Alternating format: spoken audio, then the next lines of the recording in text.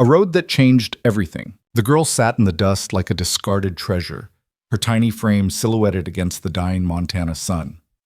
Cole Brennan had tracked stolen cattle across 3 territories, his mind fixed on justice and retribution, until he saw her.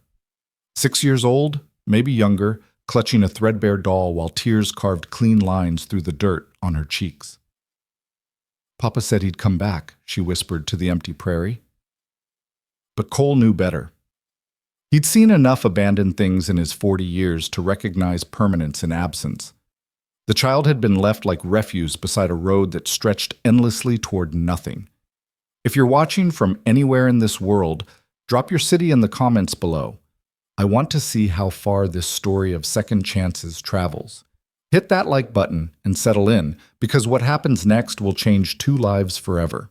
The wind carried the scent of sage and coming rain across the Montana grasslands, that peculiar smell of earth preparing to receive water it desperately needed. Cole Brennan had stopped counting sunsets somewhere around his 35th year, but this one caught his attention for all the wrong reasons. The light was failing fast, painting the world in shades of amber and shadow, and there, impossibly small against the vast emptiness, sat a child. His horse, a paint gelding named Scratch, nickered softly and tossed his head. The animal had better instincts than most men Cole knew, and right now those instincts were telling him something wasn't right. Cole had been following cattle thieves for the better part of a week, tracking them through wilderness that could swallow a man whole and never give up his bones. He was close enough to taste the satisfaction of catching them, but he couldn't ride past whatever this was. He guided Scratch toward the small figure, his hand instinctively checking the revolver at his hip before he recognized the absurdity. The child wasn't a threat. She was maybe 6 years old, wearing a dress that had once been blue, but was now mostly the color of the road. Her hair hung in tangled brown wisps around a face streaked with tears and dust. She held a corn-husk doll against her chest, like it was the only solid thing in a tilting world. Cole dismounted slowly, making himself as unthreatening as a 6'2" cowboy covered in trail dust could manage. His boots hit the ground with a soft thud, and the girl's eyes, huge and dark in her small face, fixed on him with a mixture of hope and terror that made something twist in his chest.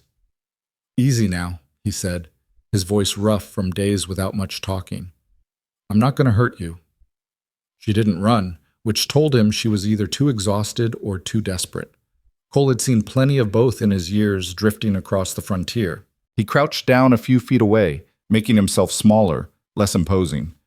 "What are you doing out here, little one?" Her lip trembled. Fresh tears welled up and spilled over, cutting new paths through the grime. "Waiting for Papa." The words hit Cole like a fist to the gut. He'd heard those same words before, spoken by another child in another place, a lifetime ago.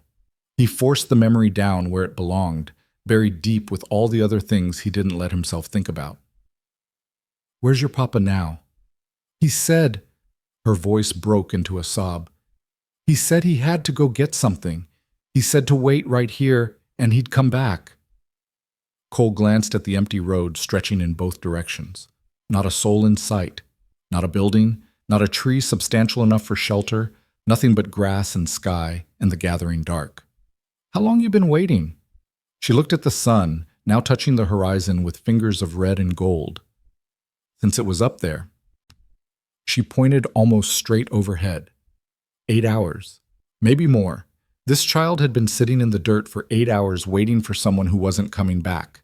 Cole knew it with the same certainty he knew his own name. A father might leave his daughter for an hour, might even stretch it to 2 if he was desperate or foolish. But 8 hours on a lonely road with night coming on? That wasn't delay. That was abandonment. "What's your name?" He kept his voice gentle, the way he talked to a spooked horse. "Lily Mae Carter." She pronounced it carefully, like she'd been taught to introduce herself properly. "What's yours?" "Cole Brennan." He studied her more carefully now. She was thin, painfully so, and beneath the dirt he could see bruises in various stages of healing on her arms. The dress was too small, straining at the seams like she'd outgrown it months ago, and no one had noticed or cared. "Lily Mae, I need you to tell me true. Where's your mama?" The girl's face crumpled. "Mama's with the angels. She got sick last winter and didn't get better." Of course she was. Cole stood slowly, his knees protesting. He was getting too old for this kind of riding, too old for a lot of things. He looked down the road toward the west, where the thieves were getting farther away with every passing minute. Then he looked at Lily May, so small and alone it made his teeth ache. There wasn't really a choice. "Come on, then." He held out his hand. "Can't leave you sitting here in the dark." She hesitated, her fingers tightening on the doll. "But Papa said to wait." "I know he did, darling, but it's getting cold and there are wolves out here at night. We'll leave him a sign, let him know where to find you." It was a lie, and they both probably knew it, but Lily May was young enough to want to believe. She placed her small hand in his, and Cole felt the full weight of what he was doing settle across his shoulders like a yoke. Her hand was cold despite the summer evening, and so small his calloused palm could have held 3 of them. He lifted her onto Scratch with surprising gentleness for a man his size, then swung up behind her. She leaned back against him immediately, exhausted, and Cole felt her small body shaking. He shrugged out of his coat and wrapped it around her. It swallowed her whole, but it was warm from his body heat. "Where are we going?" Her voice was muffled by the coat collar. "Town called Silver Creek, about 2 hours' ride. Sheriff there will help us figure things out." Cole turned Scratch away from the sunset and the trail of stolen cattle he'd been following for a week. He'd lost them now. They'd be scattered to 4 winds by the time he could pick up their trail again. A month's wages gone, just like that. But as Lily May's breathing evened out and she fell asleep against his chest, Cole found he couldn't quite regret it. The moon was high and bright by the time Silver Creek's lights appeared on the horizon. It wasn't much of a town, a main street, a handful of businesses, a church that doubled as the schoolhouse. But it had a sheriff, and Cole needed someone with authority to take responsibility for this child, because he sure as hell wasn't equipped for it. Sheriff Tom Hastings was a bear of a man with a graying beard and eyes that had seen too much. He looked up from his desk when Cole walked in carrying Lily May, who'd woken up scared and confused when they'd stopped. "Cole Brennan." Hastings sat back in his chair. "Thought you were chasing the Morrison gang." "Was. Found something more important." Cole shifted Lily May's weight. She'd wrapped her arms around his neck and wasn't letting go. "Found this little girl abandoned on the West Road. Been sitting there since morning waiting for her daddy." Hastings' expression darkened. He stood and came around the desk, moving with surprising grace for his size. "You're the Carter girl, aren't you? Lily May." She nodded against Cole's shoulder. "Your daddy's Jeremiah Carter?" Another nod, smaller this time. Hastings and Cole locked eyes over her head, and Cole saw his own grim understanding reflected back. "Tom, what's going on?" The sheriff rubbed his beard, looking weary. Jeremiah Carter got himself arrested this morning, drunk and disorderly. Took 3 men to subdue him. He was raving about needing to get back to his daughter, but we figured it was just the whiskey talking. He looked at Lily May with something like pity. Didn't realize he'd actually left her somewhere. "Where is he now?" Cole asked, though part of him already knew the answer wouldn't be good. "Being transported to the territorial prison in Helena. Assaulted a deputy during booking. That's a serious charge. He'll be gone for years if he's lucky. Longer if he's not." Lily May had gone very still against Cole's chest. He could feel her heart hammering like a trapped bird. "What happens to her?" Hastings sighed. "Orphanage in Helena, I suppose. Or we could try to find family. Any family, Lily May." She shook her head, her voice barely a whisper. "Just Papa. And Mama. But she's gone." "Mother died last winter," Cole confirmed. "Girl's got nothing." "Then it's the orphanage." Hastings moved toward a cabinet, pulling out paperwork. "I'll wire them tomorrow, see when they can take her. Might be a few days." Cole felt Lily May's grip tighten around his neck. She wasn't crying, wasn't making a sound, but her whole body had gone rigid. He thought about orphanages. He'd seen inside a few in his years. Crowded rooms, thin blankets, children packed together like cattle. The lucky ones got adopted. The unlucky ones aged out with nothing, turned loose on a world that didn't care if they lived or died. "There's got to be another option." Hastings looked at him sharply. "Like what?" "I don't know. Someone in town who could take her in? A family, maybe?" "Cole, times are hard. Most families can barely feed the children they've got. Nobody's looking to take on another mouth, especially one with a drunk for a father and no prospects." Hastings softened his tone. The orphanage isn't ideal, but at least she'll have a roof and food. Lily May made a sound then, small and broken, and Cole felt something in his chest crack clean through. He'd seen plenty of suffering in his 40 years, but there was something about a child's pain that cut different, went deeper. How long before the transport to Helena? 3, maybe 4 days. You planning to stick around? Cole looked down at the top of Lily May's head, at the tangled brown hair and the thin shoulders under his too big coat. Yeah, I'll stick around. Hastings found them a room above the general store, a small space with a bed, a chair, and a washstand. The proprietor, a widow named Mrs. Chen, took one look at Lily May and disappeared, returning with a bowl of soup and fresh bread. Poor thing, she murmured, setting the food on the small table. Heard what happened. Jeremiah Carter was always trouble, but leaving his own child... She shook her head. I'll bring up some clothes that might fit her. My daughter's about that age.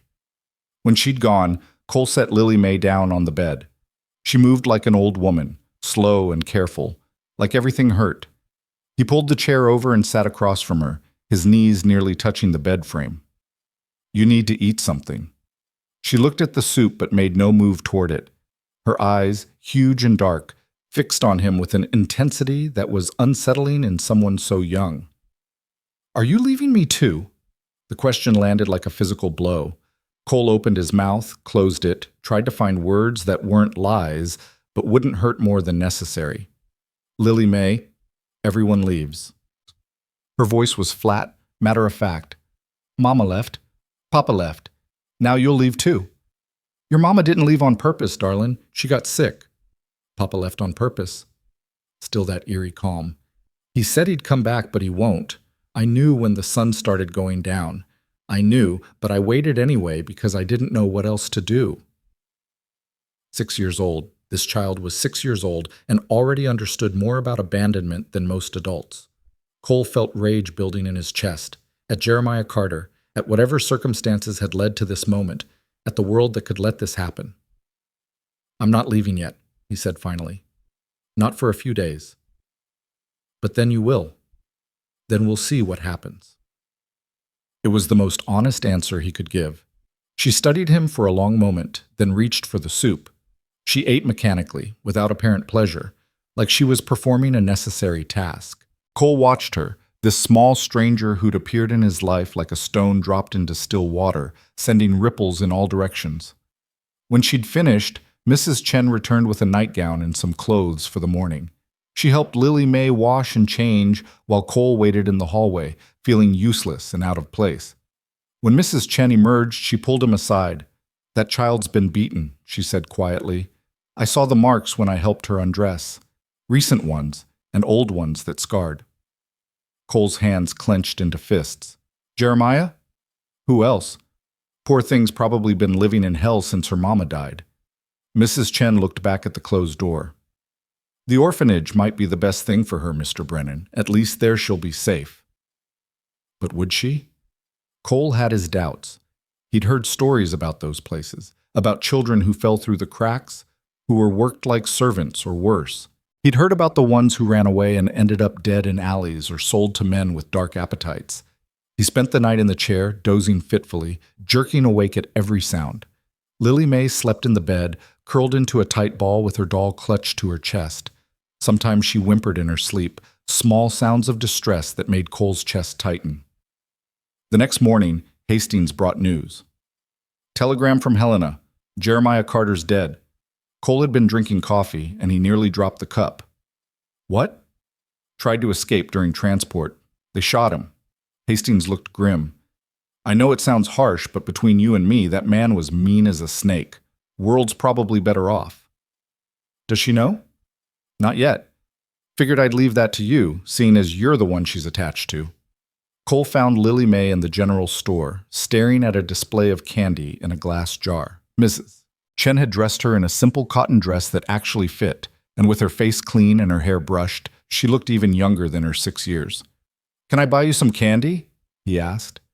She turned to him, and for the first time since he'd found her, there was something like hope in her eyes. Really? Really. He bought her peppermint sticks, 6 of them, and she held them like they were made of spun gold. They walked to the small park at the end of town, just a few trees and some grass, but it was peaceful. Lily Mae sat on the ground and unwrapped one of the candies, sucking on it slowly. Cole lowered himself down beside her, his back against a tree trunk. Lily Mae, I need to tell you something, and it's not going to be easy to hear. She stopped sucking on the candy. Papa's not coming back. No, darling, he's not. Cole took a breath. There was an accident during his trip to Helena. Your papa, he died, Lily Mae. She sat very still, the peppermint stick forgotten in her hand. A minute passed, then 2. Finally, she spoke. Does that mean I'm all alone now? The question broke his heart. No family at all? No aunts or uncles? Grandparents? Mama's family didn't want her after she married Papa, said he was no good, and Papa's folks died before I was born. She looked at him with those enormous dark eyes. So yes, I'm all alone. Cole wanted to tell her she wasn't alone, that someone would take care of her, that everything would be all right. But he'd never been good at lying, especially to children. So instead, he just sat with her while she processed what it meant to be an orphan at 6 years old. After a while, she leaned against him, and he put his arm around her small shoulders. They stayed like that until the sun was high overhead, 2 people who barely knew each other but were bound together by circumstance and tragedy. That evening, Cole sat in the Silver Creek saloon nursing a whiskey he didn't really want. The bartender, a grizzled man named Pete, wiped down the bar and gave him a knowing look. Heard about the Carter girl. Rough situation. Yeah. Cole stared into his glass. You planning to take her to Helena yourself? Haven't decided yet. Pete leaned across the bar. Can I give you some advice you didn't ask for? Can I stop you? Nope. Pete grinned. That little girl's already attached to you. I seen it when you 2 walked past this afternoon. She looks at you like you hung the moon. You take her to that orphanage and leave her there. It's going to destroy something in her. What am I supposed to do? I'm a drifter, Pete. I chase cattle thieves and work odd jobs. I sleep under the stars more often than under a roof. That's no life for a child. Maybe not, but it's better than what she's got waiting for her in Helena. Cole drained his whiskey. I don't know the first thing about raising a kid. Nobody does until they do it. Pete refilled his glass uninvited. My pa was a drunk and a gambler who couldn't keep a job. But you know what? He loved us, and that counted for something. This is different. Is it? Pete shrugged. Look, I'm not saying you have to do anything. I'm just saying that girls already lost everyone. Might be nice if someone stuck around. Cole left the saloon feeling worse than when he'd entered. He walked the dark streets of Silver Creek, thinking about orphanages and responsibility and the life he'd built for himself, a life specifically designed to avoid attachments, to avoid the pain of carrying too much and losing it all. He'd been 14 when his own mother died, 17 when his father drank himself to death. He'd learned early that loving people just meant setting yourself up for heartbreak. Better to keep moving, stay unattached, need nothing and no one. But Lily Mae's face kept appearing in his mind, the way she'd looked waiting by that road, the way she'd asked if he was leaving too, the careful hope in her eyes when he'd offered to buy her candy. When he returned to the room above the general store, he found her awake, sitting up in bed with her doll. I couldn't sleep, she said. I kept thinking about Mama and Papa. Cole sat on the edge of the bed. That's natural. You're allowed to feel sad. I don't feel sad about Papa. Her voice was small but steady. Is that wrong? He thought about the bruises Mrs. Chen had mentioned, about a man who would leave his child alone on a desolate road. No, darling, that's not wrong. I feel sad about Mama, though. She was nice. She used to sing to me. What did she sing? Lily Mae's face brightened just a fraction. All kinds of things. Folk songs, mostly. She had a pretty voice. I bet she did. Cole paused, weighing his next words carefully. Lily Mae, I want you to understand something. What happens next, whether you go to Helena or something else? It's not about you being good enough or bad enough. You didn't do anything wrong. Sometimes life just deals hard hands, and children end up paying for adult mistakes. She looked at him with an understanding that seemed far too mature. Are you trying to tell me you can't keep me? I'm trying to tell you that I don't know how to do this. I don't know how to be what you need. I just need someone who won't leave. Her voice cracked. That's all. I don't need much else. I can work. Mama taught me to cook and clean. I won't be trouble. The fact that a 6-year-old thought she had to earn the right to be cared for made Cole want to put his fist through a wall. Instead, he reached out and gently touched her hair. You're not trouble, Lily Mae. Don't ever think that. She leaned into his hand like a starved cat finally finding kindness, and Cole felt his carefully constructed walls beginning to crumble. He'd spent 23 years keeping people at arm's length, protecting himself from the pain of loss. But this child with her bruised arms and broken trust was slipping through his defenses like water through cupped hands. Get some sleep, he said gruffly. We'll figure things out tomorrow. But as he settled back into the uncomfortable chair, Cole already knew what he was going to do. He'd known since Pete had spoken those words in the saloon. Maybe he'd known since the moment Lily Mae had placed her cold, small hand in his and asked if he was leaving too. The next morning, he walked into Sheriff Hastings' office with Lily Mae holding his hand. The sheriff looked up from his paperwork and sighed. You've got that look about you, Brennan. What look is that? The look of a man about to do something monumentally stupid and noble. Hastings set down his pen. You're not taking her to Helena, are you? No? You're keeping her. I'm going to try. Cole squeezed Lily Mae's hand. I know I'm not ideal. I've got no home, no steady income, no experience with children, but I can learn. And I can promise her one thing that orphanage can't. I won't leave her. Hastings studied them both for a long moment. Lily Mae stared back at him with those solemn dark eyes, her hand tight in Cole's. Finally, the sheriff nodded. You'll need to make it legal. Guardianship papers, at minimum. Might take a few weeks. We can wait. And you'll need steady work. A child needs stability, Brennan. Can't be chasing outlaws across 3 territories with a 6-year-old in tow. Cole felt panic flutter in his chest. Settling down meant putting down roots, meant the kind of permanence he'd been avoiding his entire adult life. But Lily Mae was looking up at him with such fierce hope that he couldn't back out now. I'll find something. Over the next 3 weeks, while Hastings worked on the legal paperwork, Cole learned what it meant to be responsible for another human being. He found work at a ranch outside town, mucking stables and mending fences for daily wages.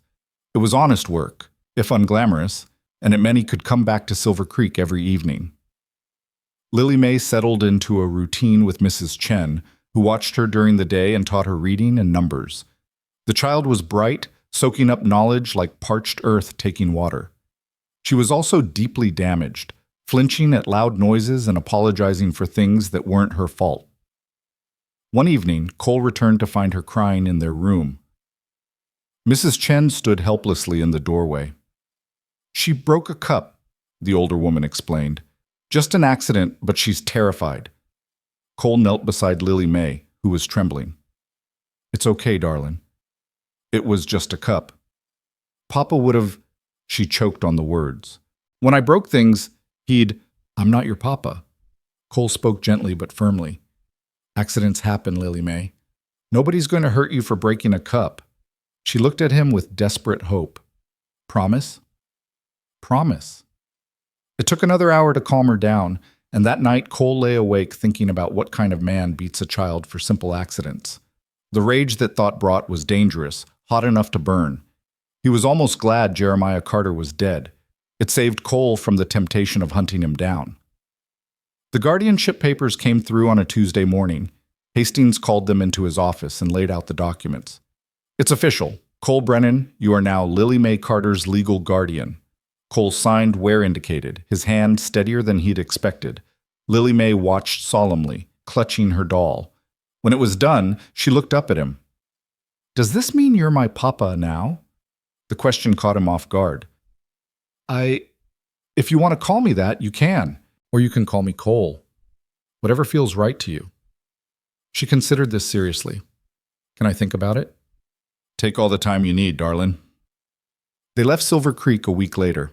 Cole had taken a job at the Running W Ranch, about 40 miles north, steady work as a ranch hand, with a small cabin included. It wasn't much, but it was a start.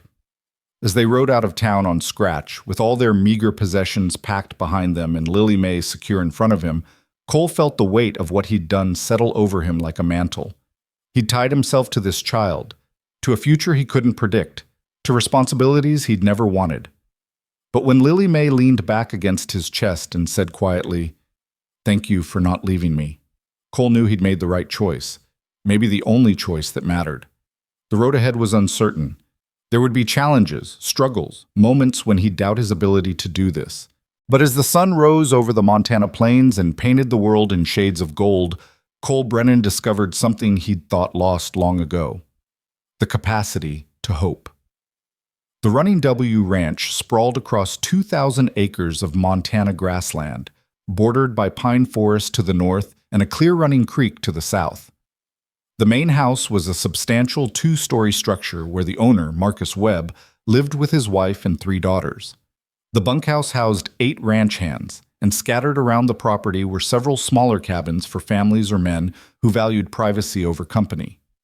Cole and Lily May's cabin sat at the eastern edge of the property, a single room with a wood stove, a table, 2 chairs, and a bed. It was cramped and drafty, with gaps in the walls that let in winter wind, but it was theirs. Cole built a partition using old blankets to give Lily May some privacy, and Mrs. Webb donated spare bedding that smelled of lavender and sunshine. The first weeks were harder than Cole had anticipated. Ranch work started before dawn and often lasted until after dark, leaving him bone-tired and short-tempered.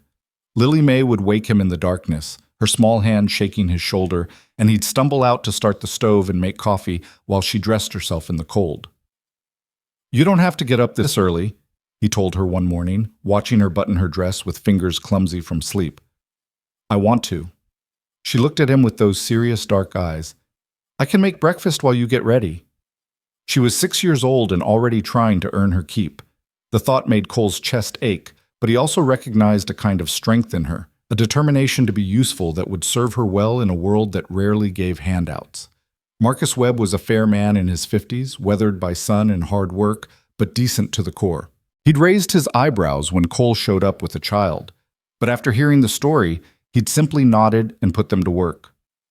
"Girl can help my daughters with the chickens and the garden," Webb said that first day. "Wife's been wanting extra hands with the preserving anyway. You just focus on earning your wages, Brennan." The Webb daughters, Emma at 14, Sarah at 12, and little Grace, who was 8, took to Lily May immediately. They dressed her up in their old clothes, taught her games, and included her in their daily chores. Cole would see them sometimes from across the yard, 4 girls laughing over something, and the sound would catch him off guard. He'd never heard Lily May laugh before. But the nights were difficult.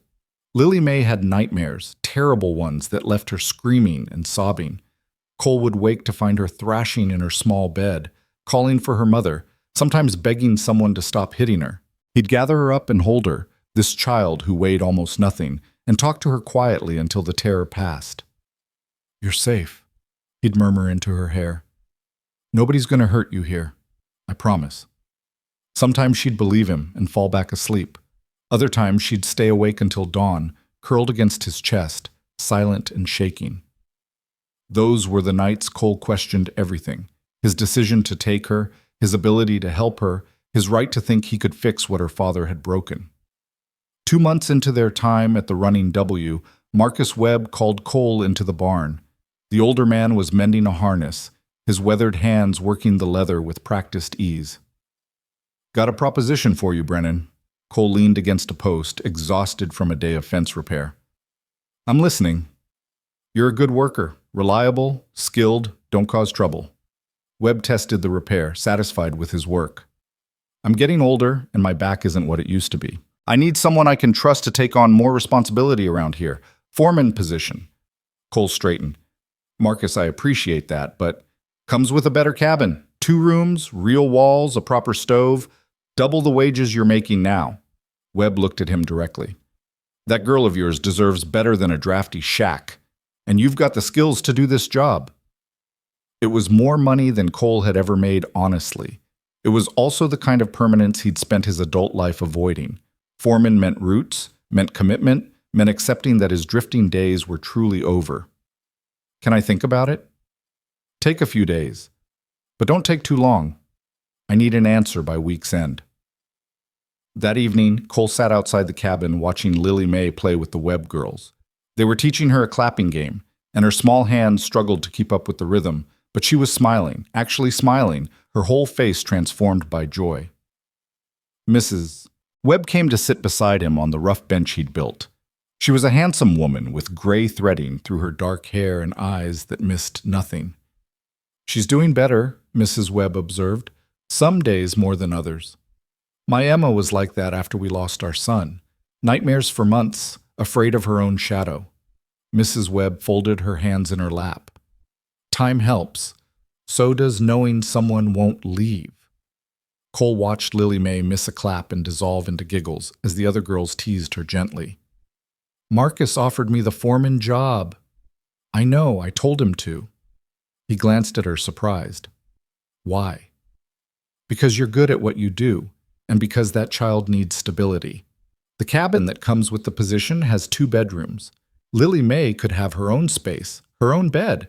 There's even room for a small desk where she could do schoolwork." Mrs. Webb smiled.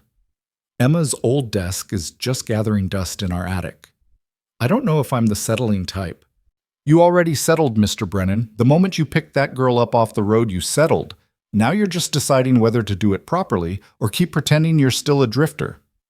Her words stung because they were true. Cole had been telling himself he could leave if things got too hard, that this was temporary, that he was just helping until something better came along. But watching Lily Mae laugh with the Webb girls, he knew he'd never leave her. Not willingly. Not unless she chose to leave him first. "I'll take the job," he said quietly. They moved into the foreman's cabin a week later. It was a proper house with plastered walls, glass windows, and a stone fireplace that actually drew smoke properly. Lily Mae explored every corner with wide eyes, touching the walls as if to confirm they were real. "Which room is mine?" she asked. Cole pointed to the smaller bedroom. "That one. Unless you want the bigger one. No, this is perfect." She stood in the doorway, looking at the empty space with an expression Cole couldn't quite read. "I've never had my own room before." They spent the next few days making it livable. Mrs. Webb brought over Emma's old desk and a washstand. Cole built a simple bed frame and stuffed a mattress with prairie grass and old fabric scraps. It wasn't fancy, but when they were done, Lily Mae had a space that was entirely hers. That first night in the new cabin, Cole woke to silence. No nightmares, no crying. He checked on Lily Mae and found her sleeping peacefully, one hand curled around her doll, her face relaxed in a way he'd never seen. Something in his chest loosened. Maybe they could do this after all. As foreman, Cole's responsibilities increased.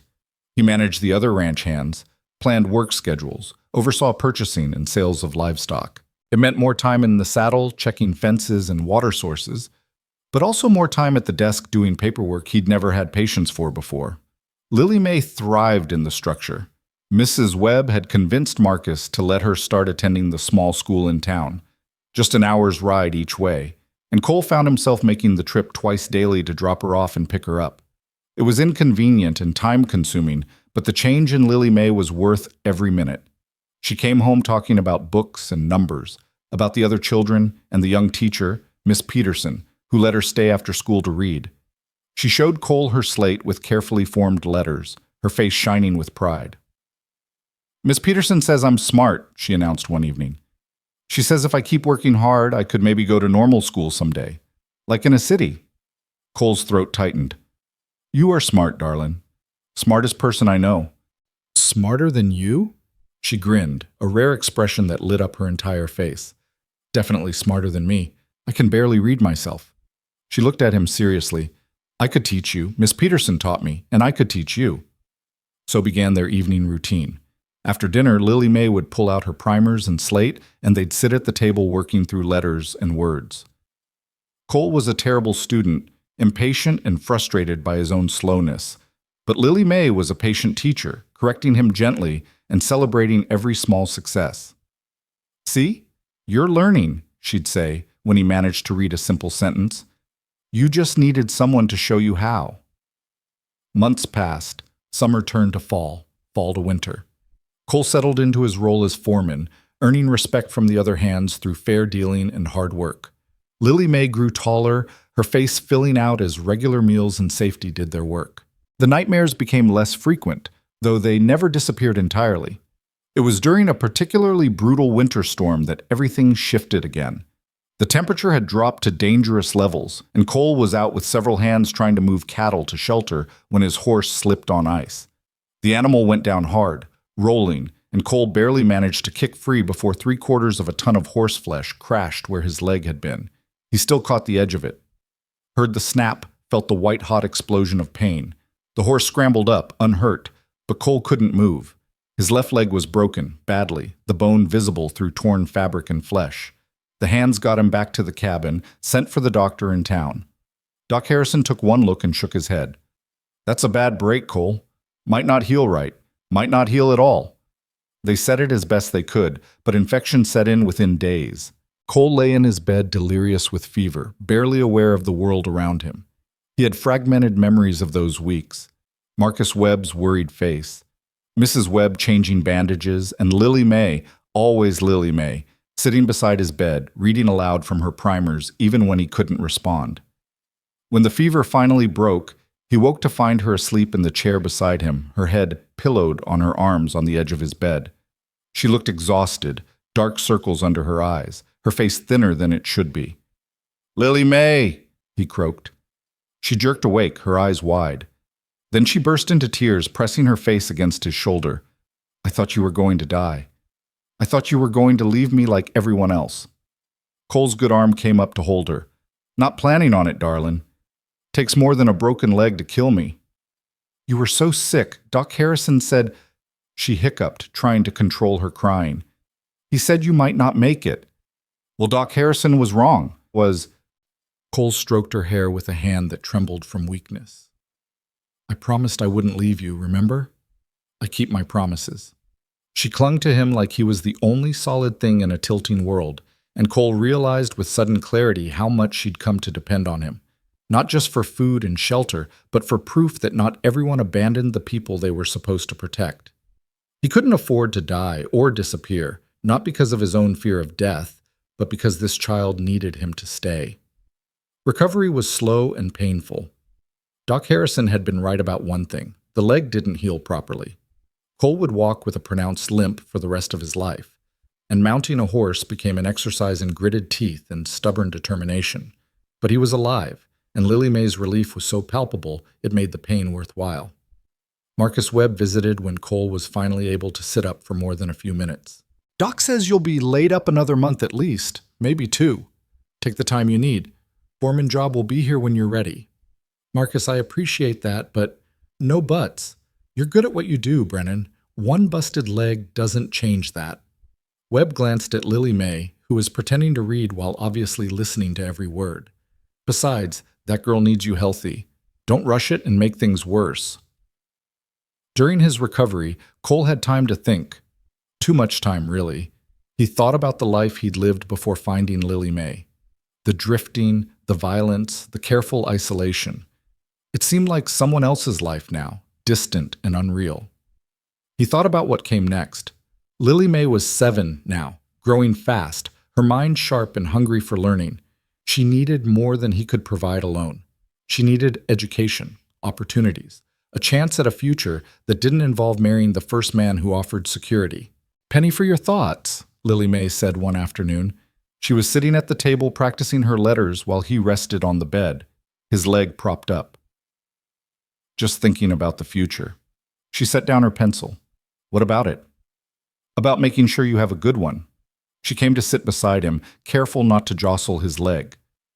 "I already have a good one. I have you, and the Webbs, and school. That's more than I ever thought I'd get." "You deserve more than you thought you'd get, Lily May. You deserve everything." She leaned against his shoulder. "I don't need everything. I just need to not be alone anymore." Cole put his arm around her. "You're not alone. You've got me, and I've got you. That's not changing." "Promise?" "Promise." She was quiet for a moment, then said softly, "Can I call you Papa? I've been thinking about it like you said, and I'd like to, if that's okay." Something broke open in Cole's chest, something he'd kept locked away for decades. He had to clear his throat twice before he could speak. Yeah, darling, that's more than okay. She smiled against his shoulder, and Cole felt the last of his old life fall away. He wasn't Cole Brennan, the drifter, anymore, the man who needed nothing and no one. He was Papa, and somehow that meant everything. By spring, Cole was back to work, though the limp slowed him down and certain tasks were now beyond him. Marcus adjusted his responsibilities accordingly, putting him more in charge of planning and oversight rather than heavy labor. The other hands accepted this without complaint. Cole had proven himself before the injury, and his knowledge was valuable even if his physical capabilities were diminished. Lily Mae turned 8 in April, though neither of them knew the exact date. Mrs. Webb declared April 15th her official birthday and threw a small party with cake and presents. Lily Mae received a new dress, a proper slate and chalk, and 3 books of her own, treasures she handled like they were made of glass. That night, she sat on Cole's bed reading aloud to him, her voice confident with the words she'd mastered. Cole listened with his eyes closed, marveling at the change in her. The terrified, bruised child from the roadside was gone, replaced by this bright, determined girl who believed in futures and possibilities. Papa? She'd finished the story and was looking at him. Are you happy? The question surprised him. What makes you ask that? You always look sad when you think I'm not watching, like you're remembering something that hurts. Cole opened his eyes to find her studying him with that too-old wisdom she sometimes showed. Sometimes I think about the past, about things I can't change. Like what? Like all the years I wasted being alone. Like all the time I could have spent with my own family if I hadn't been so scared of caring about people. Lily Mae set down her book and climbed up beside him. But you're not alone now, and you're not wasted anymore. You're here with me. That's true. He pulled her close. You know what? I am happy. Happier than I've been in longer than I can remember. You did that, Lily Mae. You made me remember how to be happy. She nestled against him, small and warm and trusting. Good. Because you make me happy too, every single day. Outside, the Montana wind sang through the pines, and the first stars appeared in the darkening sky. Inside the foreman's cabin, a broken man and an abandoned child had somehow built something neither thought possible. A family, small but fierce, held together by choice rather than blood. And in that moment, Cole Brennan understood that stopping on that dusty road almost 2 years ago hadn't just saved Lily Mae's life. It had saved his own. The years that followed brought changes both subtle and profound. Lily Mae grew from a fragile 8-year-old into a sturdy girl of 12, all gangly limbs and fierce determination. She devoured every book Miss Peterson could find for her, staying after school so often that Cole started packing her dinner along with lunch. Her hunger for knowledge reminded him of someone starving who'd finally found food. She couldn't get enough, as if making up for all the years when survival had been her only education. Cole's leg never fully healed, but he adapted. The limp became part of who he was, and he learned to work around the limitations. Marcus Webb proved true to his word, keeping Cole on as foreman and adjusting duties to match his capabilities. The ranch prospered under their combined management, expanding operations and gaining a reputation for quality livestock throughout the territory. But it was a summer afternoon in Lily Mae's 13th year that brought the conflict Cole had been unconsciously dreading. He was in the barn checking on a mare about to foal when he heard raised voices from the direction of the main house. One was Lily Mae's, high and angry. The other belonged to a woman he didn't recognize. Cole limped toward the sound, his bad leg protesting the hurried pace. He found Lily Mae on the porch of the main house, facing down a thin woman in her 40s dressed in traveling clothes dusty from the road. Mrs. Webb stood in the doorway looking distressed, and Marcus had emerged from his office with a deep frown creasing his weathered face. I don't care who you are, Lily Mae was saying, her hands clenched into fists at her sides. You have no right to come here making demands. I have every right, the woman shot back. I'm your aunt, your mother's sister.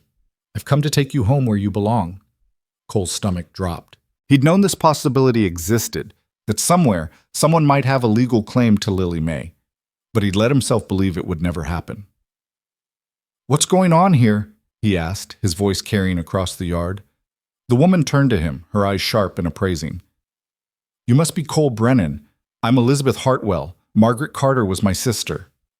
Lily Mae whirled to face him, her expression desperate. Papa, I won't go with her. I won't.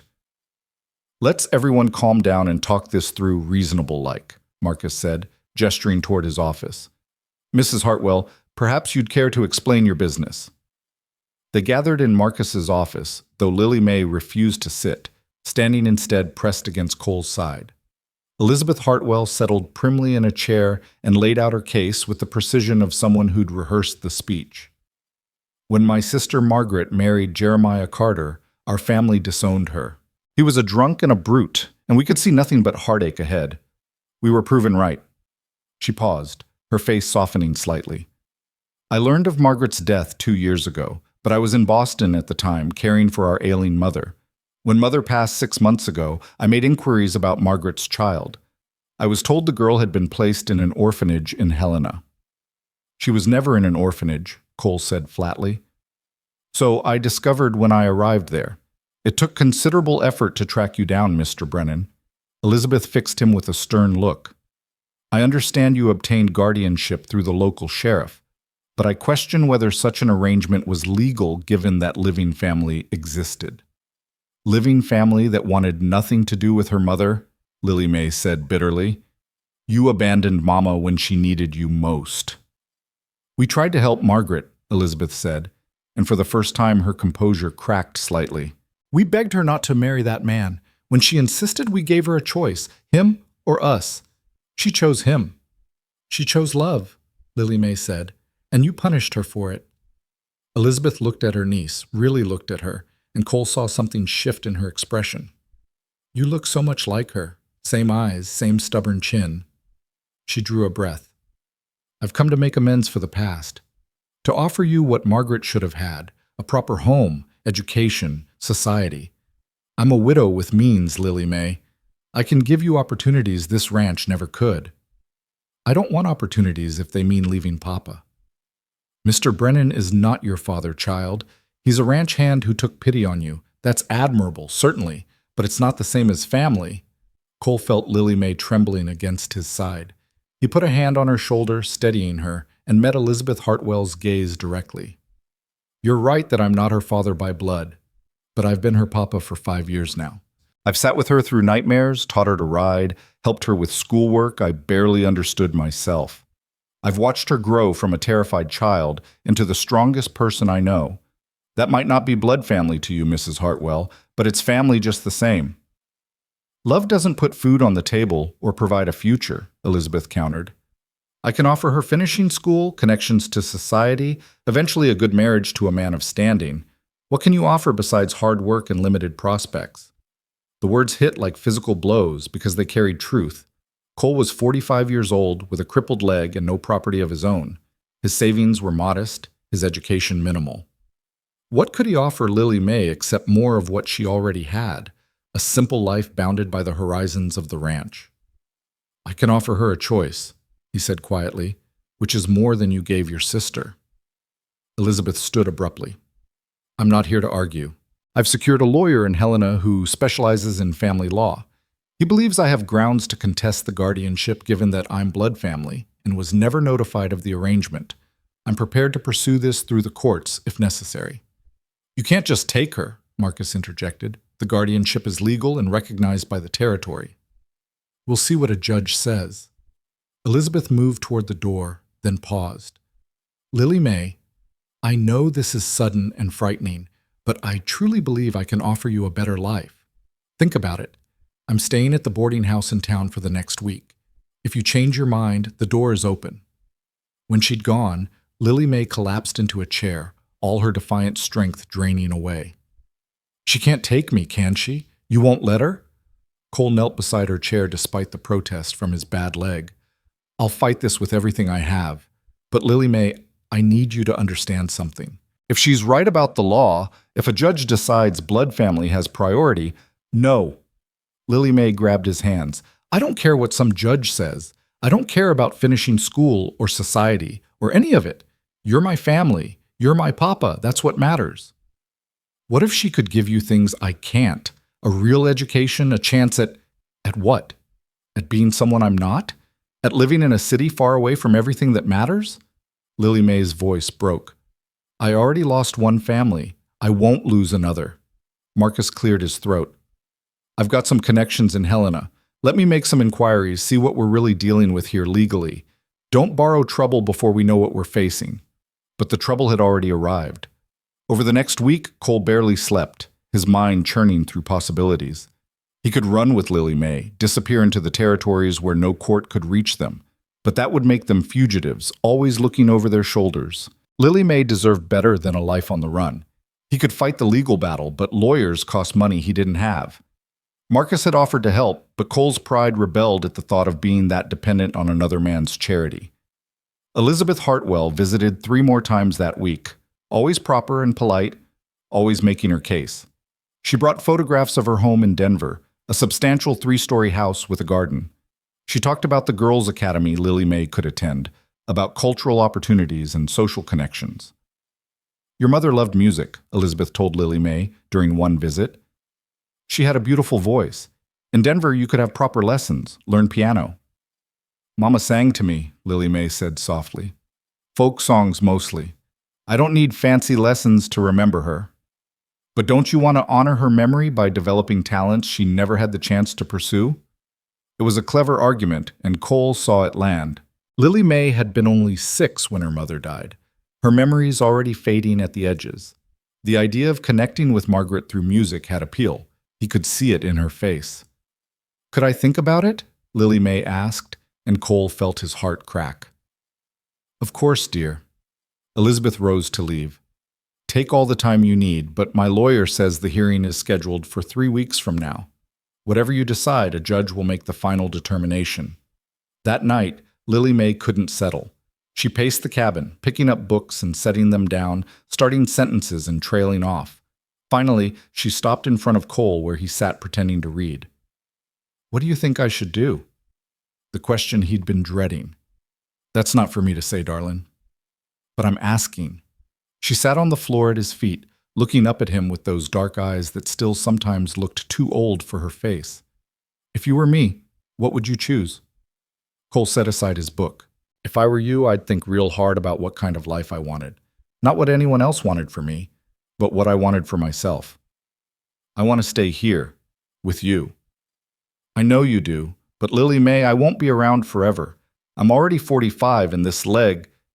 He gestured at the limb that pained him more with each passing year. What happens when I can't work anymore? When I can't provide? Then I'll provide.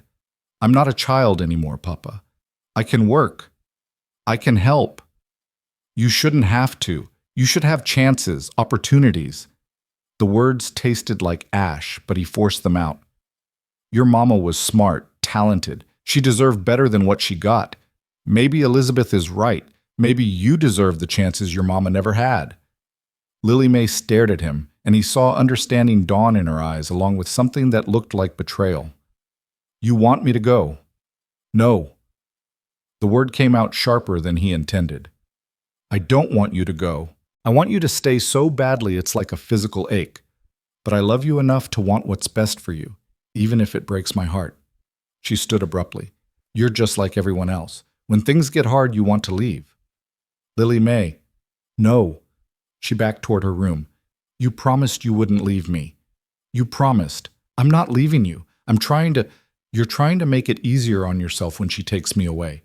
You're preparing to let go. Tears streamed down her face. I thought you were different. I thought you actually wanted me.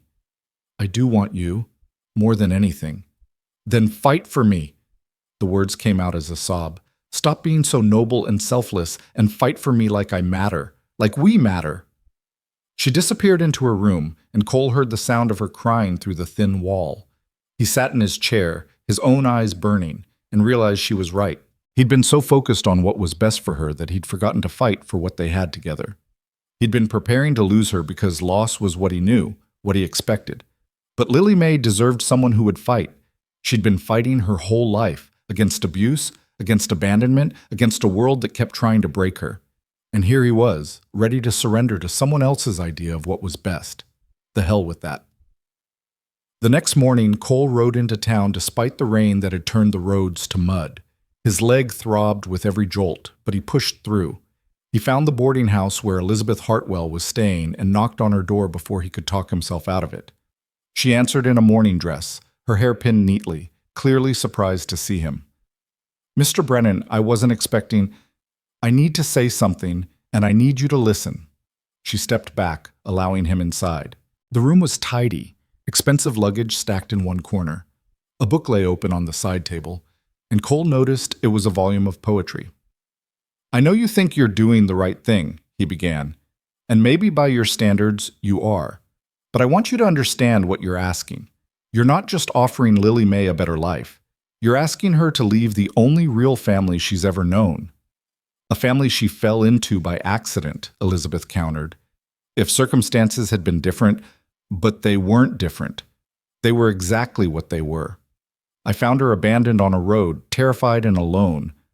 I took her in when I didn't have to, when it went against every instinct of self-preservation I'd spent 20 years developing. And she trusted me when she had no reason to trust anyone." Cole moved to the window, looking out at the muddy street. "You're right that I can't give her finishing school or society connections. I can't teach her to be a lady or introduce her to men of standing, but I can give her something your world might not. I can give her unconditional acceptance. She doesn't have to be anything but herself with me. She can be stubborn and opinionated and rough around the edges, and I'll love her just the same." "Love doesn't pay for education," Elizabeth said, but her voice had softened. "No, but there are schools out here. Maybe not fancy ones, but Miss Peterson's been talking about sending Lily May to the normal school in Bozeman when she's 16. She could become a teacher herself, or a nurse, or any number of things that don't require Denver society." He turned to face her. "Your sister chose love over your family's approval. Maybe Lily May deserves the same choice."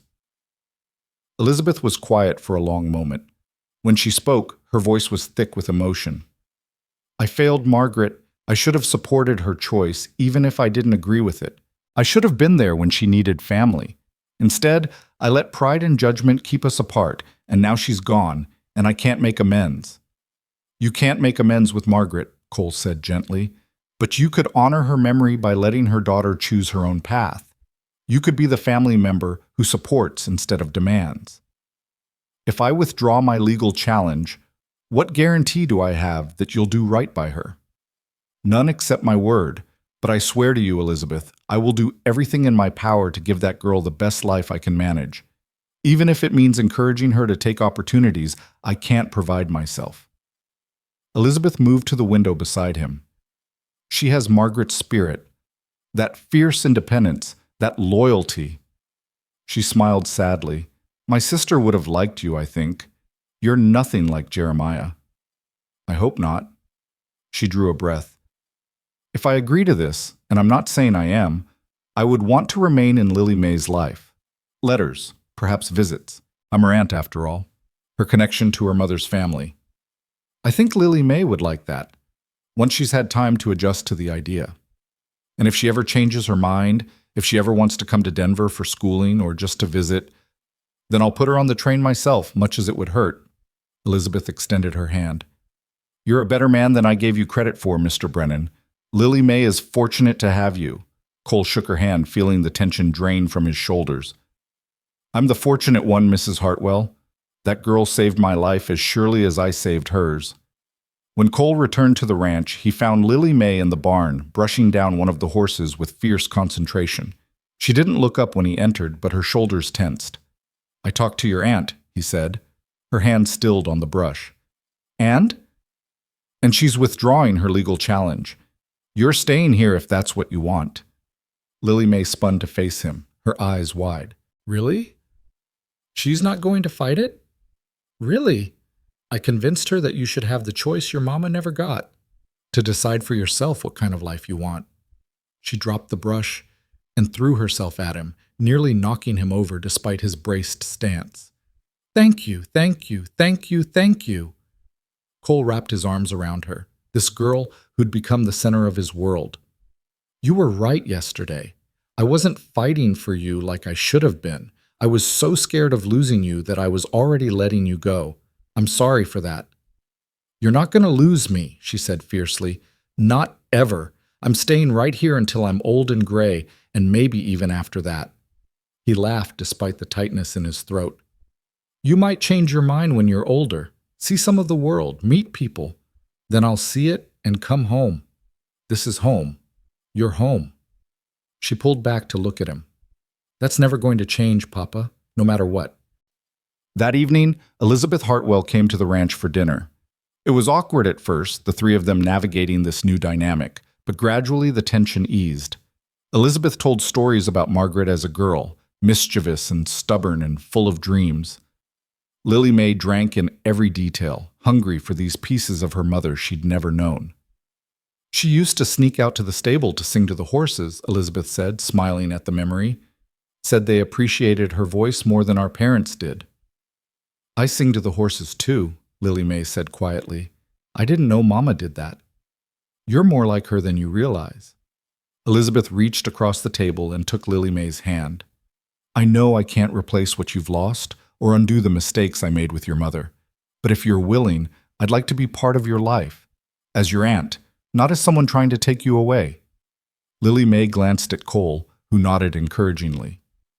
"I think I'd like that," she said slowly. "It would be nice to know more about Mama." They made arrangements for letters, for Elizabeth to visit a few times a year. She promised to send books, to help with educational materials. It wasn't the life she'd envisioned for her niece, but watching Lily Mae laugh at a story about Margaret, Elizabeth seemed at peace with the compromise. After she left, Lily Mae sat with Cole on the cabin's small porch, watching the stars emerge in the darkening sky. "Do you think Mama would be happy with how things turned out?" Cole considered the question seriously.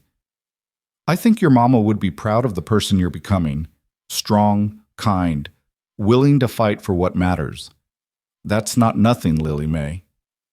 Aunt Elizabeth said Mama had to choose between love and family. I'm glad I didn't have to. "Me too, darling, me too." They sat in comfortable silence, and Cole felt something settle in his chest, a deep, abiding peace he'd never expected to find.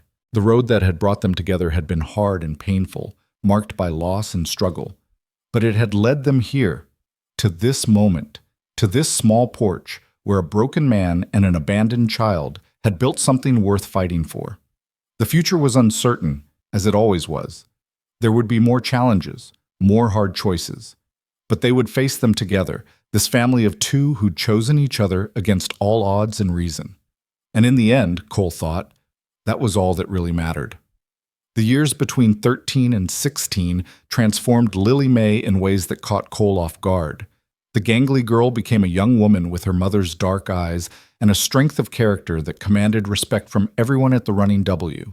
She could ride as well as any of the hands, help birth a calf in the middle of the night, and still show up to school the next morning with her lessons prepared. Miss Peterson wrote to Elizabeth Hartwell regularly, her letters full of praise for Lily Mae's academic abilities and her natural gift for teaching younger students. Cole watched these changes with pride and a growing awareness that the child he'd rescued was becoming someone who would soon need more than he could provide. The thought kept him awake nights, his bad leg aching in the cold, while his mind churned through possibilities he didn't want to face. It was the spring of Lily Mae's 16th year when Miss Peterson made her announcement. She was getting married to a merchant from Billings and would be leaving Silver Creek at the end of the school term. The town needed a new teacher, and the school board was struggling to find qualified candidates willing to work in such a remote location. "They're asking me for recommendations," Miss Peterson told Lily Mae one afternoon after class. "I suggested you." Lily Mae looked up from the primers she was helping to organize, shock evident on her face. "Me? But I'm only 16. I haven't been to normal school." "You've been studying with me for 10 years, Lily Mae. You know the material better than most graduates I've met.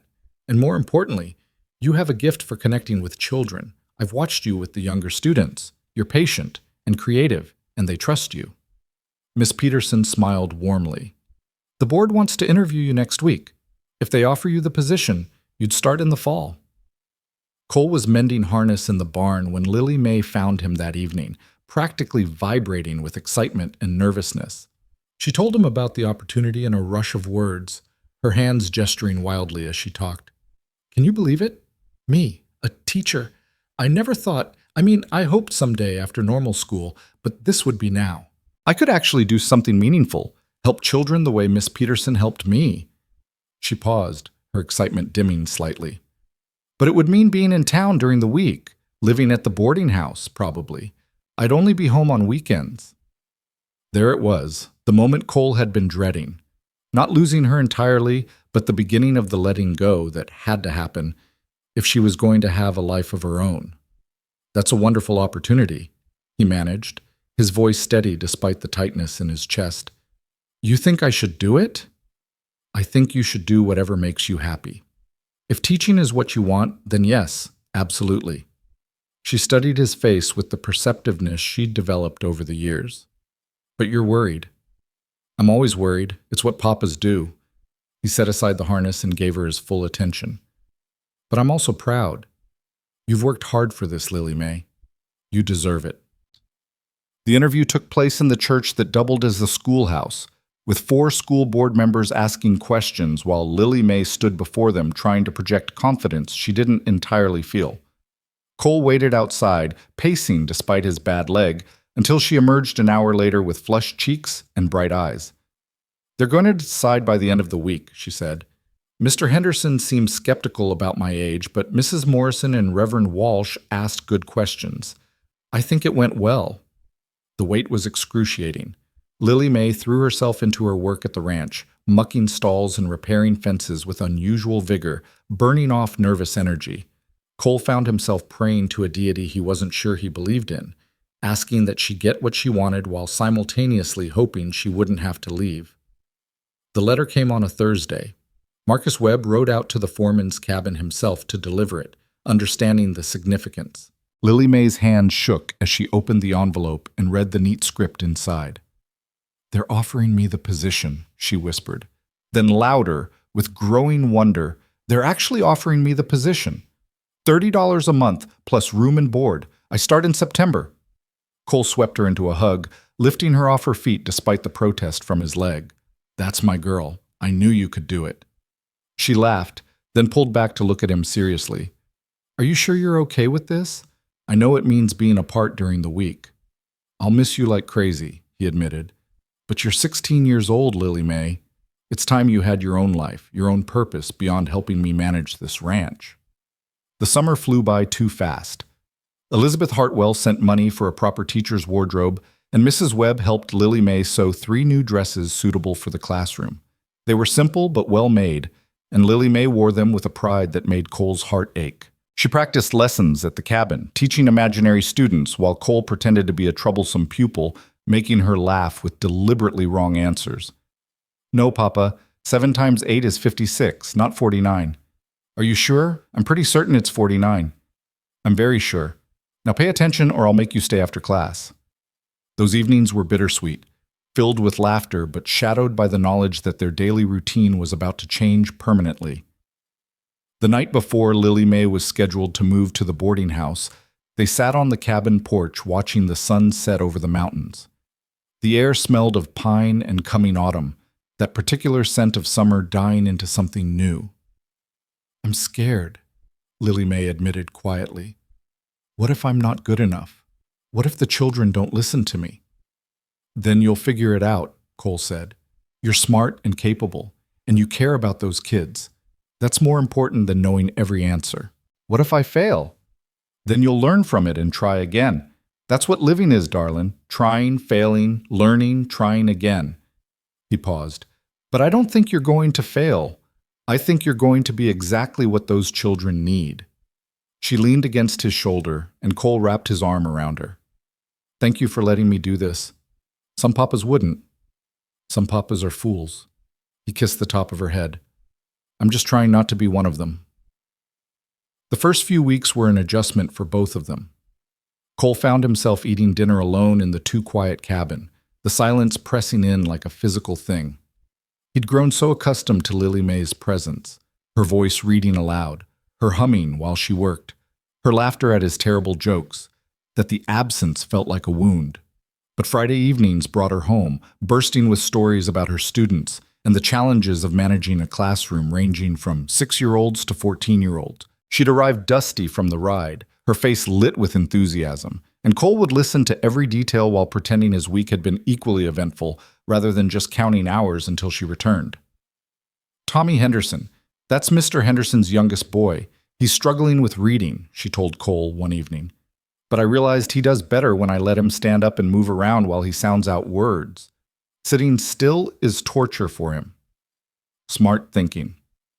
And Sarah Miller, she's only 7, but she's already reading at a level above most of the 12-year-olds. I've been giving her harder books, and she just devours them. Lily Mae's eyes shone with pride. "It's amazing, Papa. Seeing them learn, watching things click into place, it's the best feeling in the world." Cole smiled, recognizing in her the same joy he'd felt when he'd taught her to ride, when he'd watched her master skills he'd shown her. The satisfaction of passing on knowledge, of helping someone become more than they were. Winter brought its own challenges. The road between the ranch and town became treacherous with ice and snow, and there were weeks when Lily Mae couldn't make it home. Cole worried himself sick during those times, imagining accidents and disasters, but she always emerged fine, full of stories about snowball fights with students and lessons taught by firelight when the stove struggled against the cold. It was during one of those snowed-in weeks that trouble arrived at the Running W in the form of strangers. Cole was in the barn when he heard horses, too many horses, moving too fast. He limped to the door and saw 5 men riding into the ranch yard, their faces hard and their hands close to their weapons. Marcus Webb emerged from the main house, his own rifle held casually but ready. "Help you gentlemen with something?" The leader, a thick-set man with a scar running from his eye to his jaw, dismounted slowly. "Heard you might be hiring." "Where'd you hear that?" "Around." The man's eyes swept the property, cataloging exits and positions. "Name's Deke Morrison. These are my brothers and cousins. We're good workers, experienced with cattle and horses." Cole's blood ran cold. Morrison. He knew that name, had tracked men bearing it 5 years ago before he'd found Lily Mae, and his whole life had changed course. The cattle thieves he'd been chasing when he stopped on that dusty road. Marcus was shaking his head. "Not hiring right now. Maybe come spring." "That's unfortunate." Deke Morrison's hand drifted toward his gun. "See? We need work now. And supplies. And maybe a place to winter that's not being too closely watched by the law." "This is a legitimate ranch," Marcus said firmly. "We don't harbor criminals." "Who said anything about criminals?" Deke smiled, showing tobacco-stained teeth. "We're just men looking for honest work. Though if we can't find it honestly," he shrugged. "Man's got to eat." Cole stepped out of the barn, his own gun visible at his hip despite knowing 5 against 1 were terrible odds even if his leg wasn't half useless. "Ranch is full up, Morrison. You and your kin best move along." Deke's eyes narrowed as he focused on Cole. Recognition flickered across his face. "I know you. You're the tracker that was following us 5 years back. We lost you somewhere around Silver Creek. Found something more important to track." "That's so." Deke looked around the ranch yard with new interest. "Seems you landed on your feet. Nice setup here. Be a shame if something happened to it." The threat was clear. Marcus raised his rifle slightly. "I think it's time you moved on. Now." For a long moment, the tension hung thick enough to choke on. Then Deke remounted his horse, his movements deliberate and unhurried. "We'll be moving on, for now. But we'll be in the area, and we'll remember your hospitality." They rode out slowly, their posture radiating menace. Cole and Marcus watched until they disappeared from sight, then exchanged grim looks. "That's trouble," Marcus said flatly. "Yeah, the worst kind." Cole thought about Lily Mae in town, about the distance between here and there, about 5 armed men with a grudge. "We need to warn the other ranches, get word to the sheriff." "Already planning on it," Marcus studied Cole's face. "This got something to do with that business from 5 years ago?" "They were stealing cattle. I was tracking them, close to catching them, when I found Lily Mae." Cole felt the weight of old choices settling on his shoulders. "I let them go to save her. And now they're back." Over the next week, Cole barely slept. He rode the property constantly, checking for signs of Morrison and his gang, finding tracks but never the men themselves. They were out there, watching, waiting. Other ranches reported missing cattle, a burned barn, supplies stolen from a line shack. The Morrisons were sending a message. They could strike anywhere, anytime. Sheriff Hastings rode out from Silver Creek with bad news. Deke Morrison and his brothers are wanted in 3 territories. They've graduated from cattle theft to robbery and worse. There's even talk they killed a marshal up in Wyoming. How many men can you deputize? Cole asked. In this weather? Maybe 6, 8 if I'm lucky. Against 5 men who know the country and don't mind killing? Hastings shook his head. We need more help. I've sent word to the territorial marshal, but it could be weeks before anyone arrives. Cole thought about Lily May, still in town teaching her students. At least she was safe there, away from whatever was coming. He'd sent her a letter telling her to stay put, not to risk the road home until this was resolved. But Lily May had never been good at following orders, especially when she thought someone she loved was in danger. She arrived on a Saturday morning, having convinced one of the townsmen to drive her out in a wagon despite the icy roads. Cole's heart sank when he saw her climbing down from the seat, her expression determined. What are you doing here? I told you to stay in town. And I decided that was foolish. She marched toward him, her teacher's authority carrying into her personal life. You think I'm going to hide while you face dangerous men after everything we've been through? Lily May, this isn't your fight. It absolutely is my fight. This is our home. You're my family. She grabbed his arms, forcing him to look at her. I'm not a child anymore, Papa. I'm 16 years old. I teach school, and I shoot better than half the men on this ranch. If there's going to be trouble, I'm facing it with you. Marcus had emerged from the house during this exchange. She's got a point about the shooting. Girl's a natural with a rifle. Not helping, Marcus, Cole growled. Just stating facts. Marcus looked between them. Might be safer keeping her here where we can protect her than having her in town if the Morrisons decide to use her as leverage. The thought made Cole's blood run cold. Of course they'd figure out Lily May mattered to him. They'd seen him at the ranch, knew he worked here. It wouldn't take much asking around to learn about the foreman's daughter who taught school in town. All right, he said finally, but you stay in the main house with the Webb family. It's more defensible than our cabin. Only if you promise not to do anything stupidly heroic without telling me first. Can't promise that, darling. Stupidly heroic is kind of my specialty. She didn't smile. I'm serious, Papa. No sacrificing yourself to save everyone else. We face things together or not at all. Cole pulled her into a hug, this fierce young woman who'd become the center of his universe. Together, he agreed, even though he knew it was a promise he might not be able to keep. The Morrisons struck 3 days later, just before dawn. They came fast and hard, firing into the bunkhouse and setting fire to the hay barn. The ranch exploded into chaos, men scrambling for weapons, horses screaming in fear, flames leaping into the dark sky. Cole was already awake, had been keeping watch, and he fired at the shadows moving against the firelight. Beside him, Marcus worked his rifle with steady precision, while the hands poured out of the bunkhouse, returning fire. From the main house window, Cole saw movement. Lily May with a rifle, taking careful aim. His heart seized, but there was no time to get to her, no time to pull her back to safety. She fired, and one of the Morrison men dropped from his horse with a cry. The battle was brief but brutal. The Morrisons scattered when it became clear the ranch was ready for them, melting back into the darkness. They left 2 of their number dead in the yard and took their wounded with them. The hay barn was a total loss, but the bunkhouse had taken minimal damage. Cole found Lily May still at the window, her rifle lowered, her hands shaking. I shot him, she said numbly. I actually shot him. You defended your home, Marcus said gently, appearing beside them. Nothing wrong with that. But Cole saw the shock in her eyes, the realization of what violence actually meant. She'd killed a man. Maybe not fatally, they didn't know. And that weight would stay with her. He gathered her close, rifle and all, and let her shake against him. I'm sorry, he murmured. I'm sorry you had to do that. I'm not. Her voice was muffled against his chest. I'd do it again to protect you, to protect all of us. But I didn't know it would feel like this. The remaining Morrisons disappeared into the wilderness, but everyone knew they'd be back. Sheriff Hastings arrived with deputies, but tracking men through mountain terrain in winter was nearly impossible. They found the Morrison camp abandoned, supplies scattered, horses gone. They're running scared now, Hastings said. Lost men, lost supplies. They'll either flee the territory or come back for revenge. Which do you think is more likely? Cole asked. Men like Deke Morrison don't run. They double down. Hastings looked grim.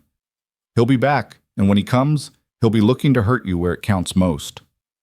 Cole glanced at Lily May, who was helping Mrs. Webb tend to a ranch hand with a graze wound across his arm.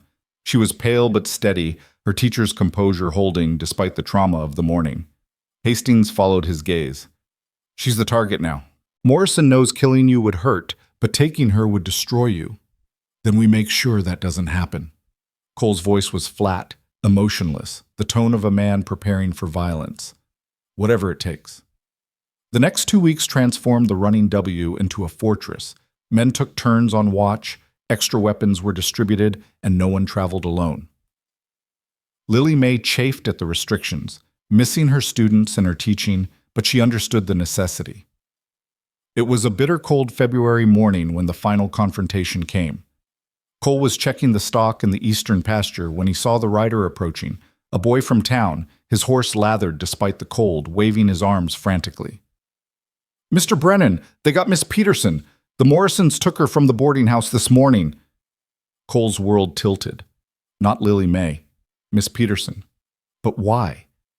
The boy gasped for breath, his words tumbling out. They thought she was Lily May. She was wearing Lily May's shawl, the one she left behind. They grabbed her thinking they didn't realize until they were already gone that they had the wrong woman.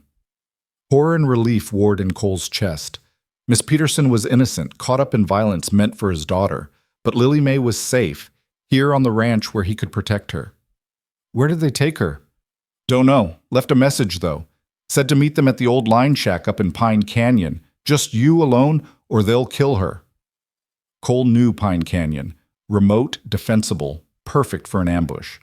They didn't just want revenge. They wanted to draw him out, isolate him, and break him before they killed him. He should wait for the sheriff, gather men, approach this strategically. But Miss Peterson was in danger because of him, because they'd mistaken her for someone he loved. He couldn't leave her to pay for his choices. Don't, Lily May said from behind him. He turned to find her standing there with Marcus, both of them having heard everything. Don't go alone, that's what they want. I don't have a choice. You always have a choice. She moved toward him, her eyes fierce. We go together, all of us. We end this. Marcus nodded slowly. She's right. Morrison wants you alone because that's the only way he wins. But if we come in force, if we're smart about it, he'll kill Miss Peterson the moment he sees more than one rider. Not if we're already in position. Marcus was thinking it through, his tactical mind working. Pine Canyon has 3 approaches. We send men in from the north and south while you ride in from the west. When Morrison reveals himself, we have him in a crossfire. It was risky, required perfect timing, but it was better than walking into a trap alone. Cole looked at Lily May, saw the determination in her face, and knew she wouldn't be left behind. You stay with the group coming from the north, he said, far back, protected. I need to know you're safe. Only if you promise to be careful, to not throw your life away trying to be a hero. I promise to do my best. It wasn't the reassurance she wanted, but it was all he could give. They had 2 hours before the meeting time Morrison had specified. They spent it preparing, checking weapons, planning positions, saying things that might be final goodbyes without actually speaking the words. Cole pulled Lily May aside as the men were mounting up. If this goes wrong, if I don't make it back, don't. Listen to me. He gripped her shoulders. If I don't make it back, you have a good life ahead of you. You're smart, capable, loved. Elizabeth will help you. Marcus and Mrs. Webb will look after you. You'll be fine. I won't be fine without you. Tears streamed down her face. Don't you understand? You're everything. You're the only person who's ever stayed, who's ever chosen me every single day. If you don't come back, then you'll survive anyway. Because you're the strongest person I know. He pulled her into a fierce hug. But I'm planning on coming back, darling. I've got too much left to do, walking you down the aisle someday, meeting my grandchildren, arguing with you about everything under the sun for the next 30 years. She laughed wetly against his chest. 30 years minimum. Deal. Pine Canyon was exactly as treacherous as Cole remembered. Steep walls, limited sight lines. The old line shack perched on a rocky outcrop that gave the high ground to whoever held it. He rode in slowly, openly, his hands visible and away from his weapons. Behind him, hidden in the trees and rocks, 8 men took positions according to the plan. Deke Morrison emerged from the shack with Miss Peterson held in front of him, a knife to her throat. Her face was bruised, her dress torn, but her eyes were alert and angry. "That's far enough, Brennan," Deke called. Dumb Deke. "Get down off that horse." Cole dismounted carefully, his bad leg protesting. "Let her go, Morrison. Your fight's with me, not her." "My fight's with whoever I say it is." Deke pressed the knife closer, and Miss Peterson flinched. "You cost me men, cost me money, cost me 5 years of looking over my shoulder.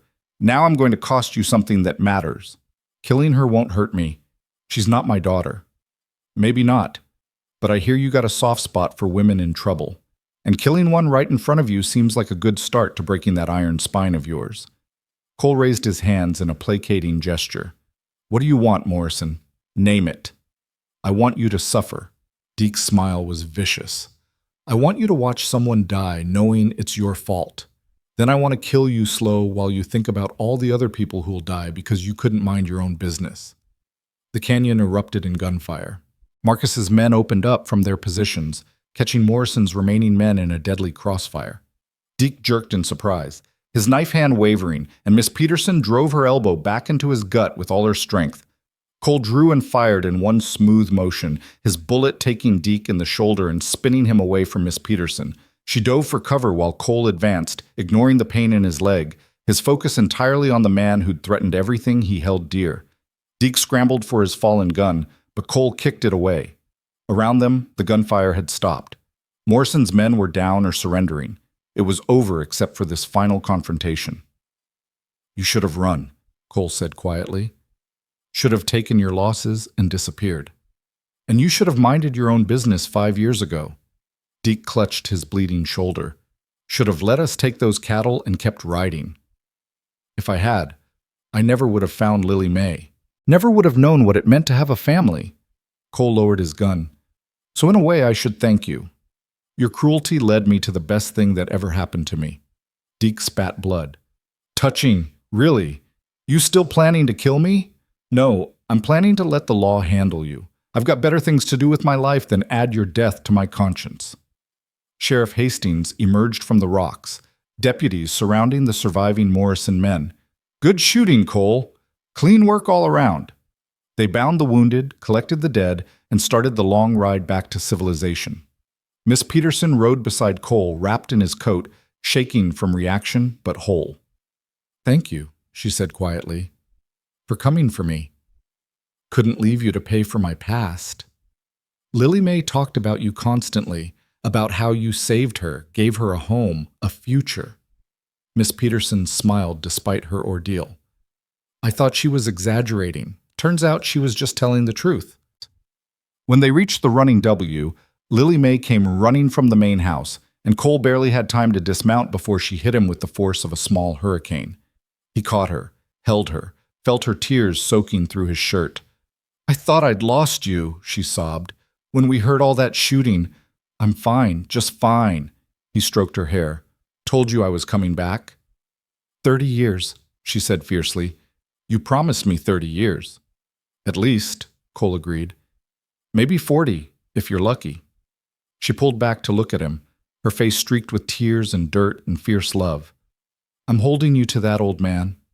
And standing there in the ranch yard with his daughter in his arms, and the danger finally past, Cole Brennan understood that some promises were worth keeping no matter what it cost. The days following the confrontation in Pine Canyon felt strange and quiet, like the world had exhaled after holding its breath too long. Deke Morrison and his surviving men were transported to the territorial prison to await trial, and Sheriff Hastings assured everyone that between the charges in multiple territories, they'd be locked away for the rest of their natural lives. Miss Peterson recovered at the Webb house, her bruises fading, though Cole suspected the memories would take longer to heal. Lily May returned to teaching, but something had shifted between them, a deeper understanding of how fragile life was, how quickly everything could be lost. She no longer argued when Cole insisted on riding her to town on Monday mornings. and he no longer pretended he wasn't counting the hours until Friday when she'd come home again. Spring arrived with its usual drama of mud and new grass, calves being born, and the endless work of preparing for summer. Cole's leg pained him more than usual, the cold and stress of winter having taken their toll, but he pushed through because that's what you did when a ranch depended on you. It was a warm May evening when Lily Mae came home with news that would change everything again. Cole was on the porch mending a bridle when she rode up on the mare Marcus had given her for her 17th birthday. Her face was flushed with excitement and something else, nervousness, maybe, or uncertainty.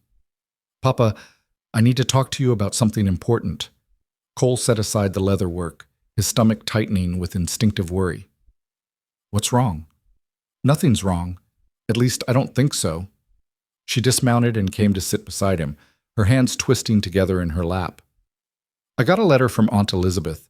She's arranged for me to attend the normal school in Helena, a full scholarship covering tuition and room and board for 2 years. The words hit Cole like a physical blow. Helena was 300 miles away, a full day's train ride, 2 years of her being gone except for holidays and summer breaks, 2 years of the cabin being empty and silent, of eating dinner alone, of no one to read to him in the evenings or argue with about politics or laugh at his terrible jokes.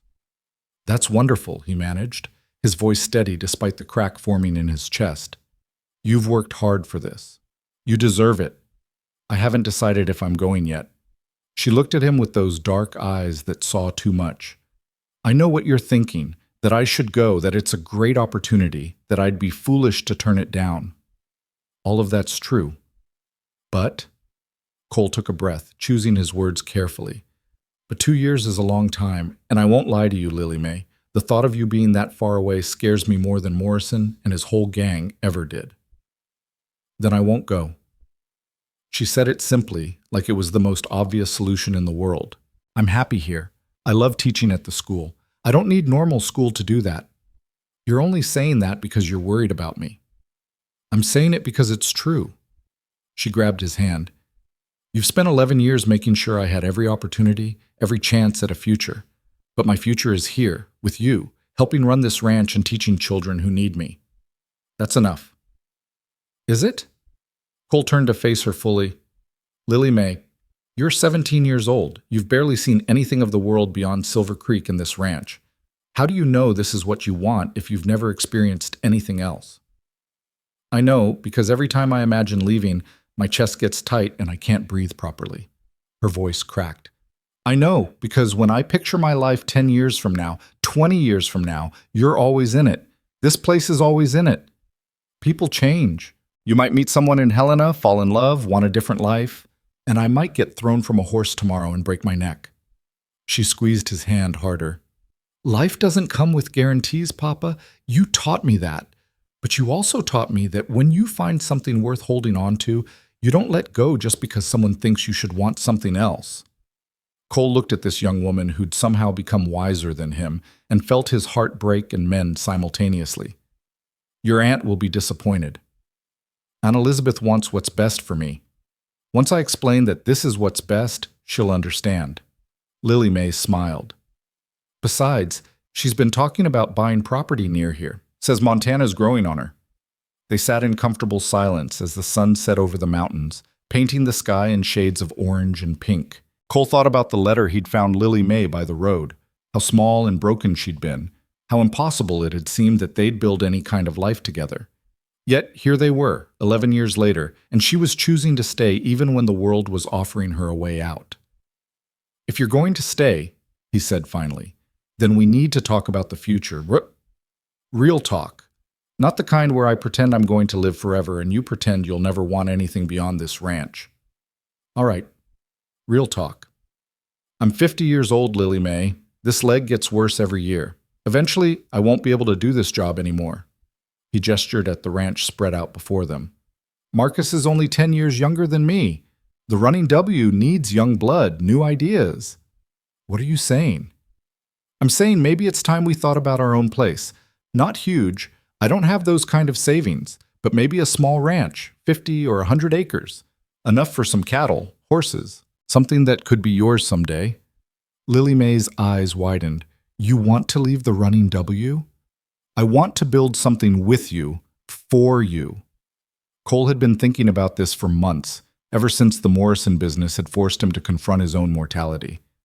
Marcus has been talking about bringing in his nephew to learn the business. The kid's 25, capable, eager. It's time. Where would we go? There's a property for sale about 10 miles south of here. Owner died last fall, and his widow wants to move back east to be near her children. Small ranch house, good water, decent grazing. I've been saving for 11 years, and Elizabeth offered to help if we needed it.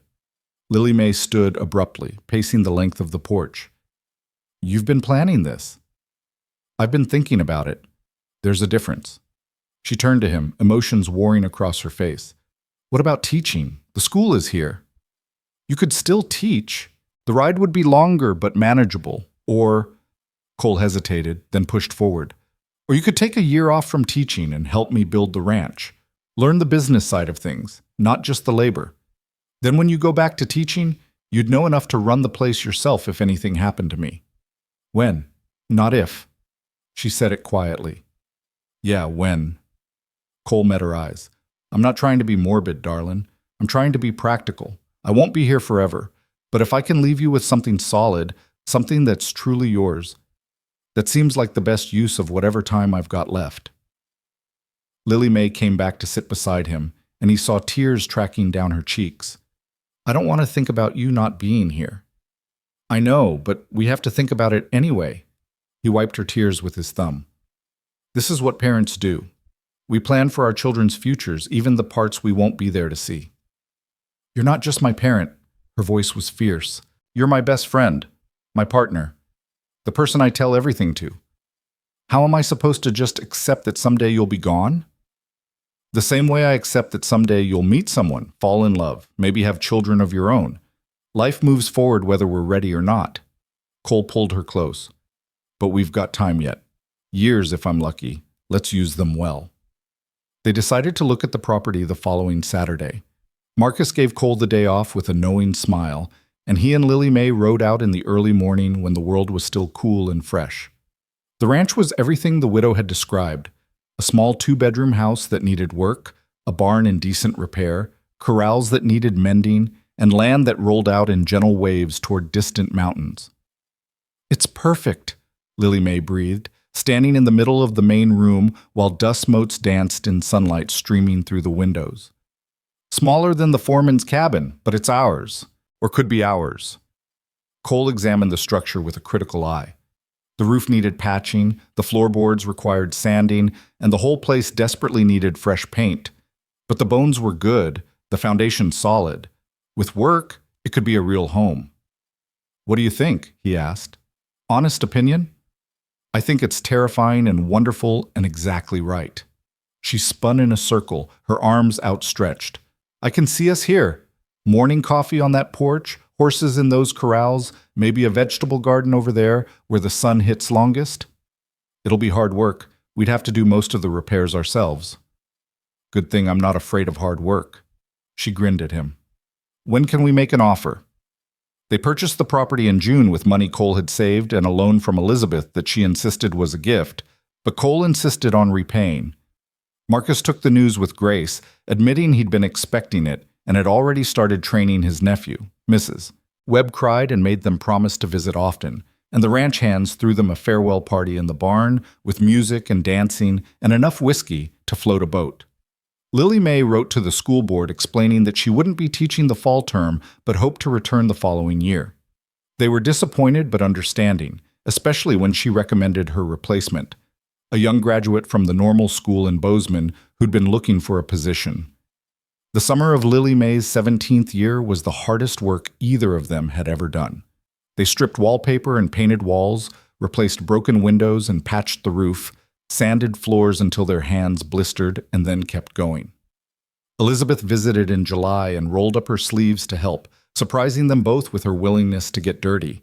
She and Lily May worked side by side repairing the chicken coop, while Cole and a hired hand rebuilt the corrals.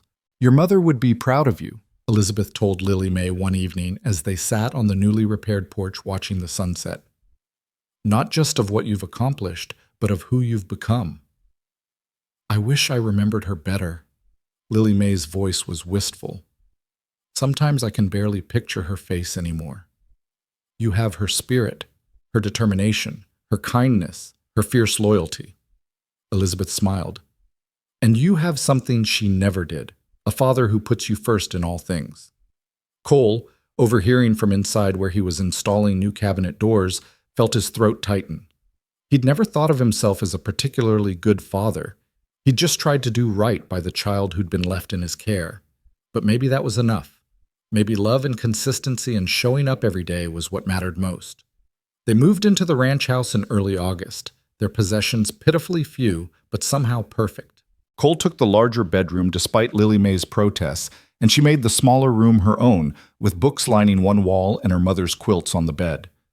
The first night in their new home, they sat on the porch eating a simple dinner of beans and cornbread, and Cole felt something settle in his chest, a deep, abiding peace he'd never experienced before. "We did it," Lily May said, raising her tin cup of water and a toast. "We actually did it." "We did," Cole clinked his cup against hers. "To new beginnings. To home."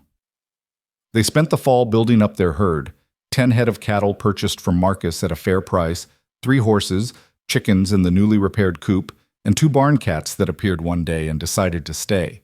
Lily May proved as capable with ranch management as Cole had suspected, keeping meticulous records of expenses and income, planning for the future with a practical mind that balanced dreams with reality. Winter was mild that year, a blessing that allowed them to establish routines without the added stress of brutal weather. Cole taught Lily May everything he knew about ranching: how to read the land, when to move cattle, how to spot illness in livestock before it became epidemic. She absorbed it all with the same hunger for knowledge she'd shown with her school books, asking questions that made him think harder about practices he'd taken for granted for years. It was a February evening, sitting by the fire while snow fell softly outside, when Lily May brought up a subject they'd been dancing around for months. "I've been thinking about teaching again. Not full-time, but maybe taking on a few students here at the ranch, children who live too far from town to attend school regularly." Cole looked up from the harness he was mending. "That's a fine idea. We've got the space, and you're a natural teacher. It wouldn't be much income, maybe not any, if the families can't afford to pay." "We're doing all right. Better than I expected, actually." Their first cattle sale had brought in enough to pay off part of Elizabeth's loan and still have money left over. "If teaching makes you happy, do it. We'll make the finances work."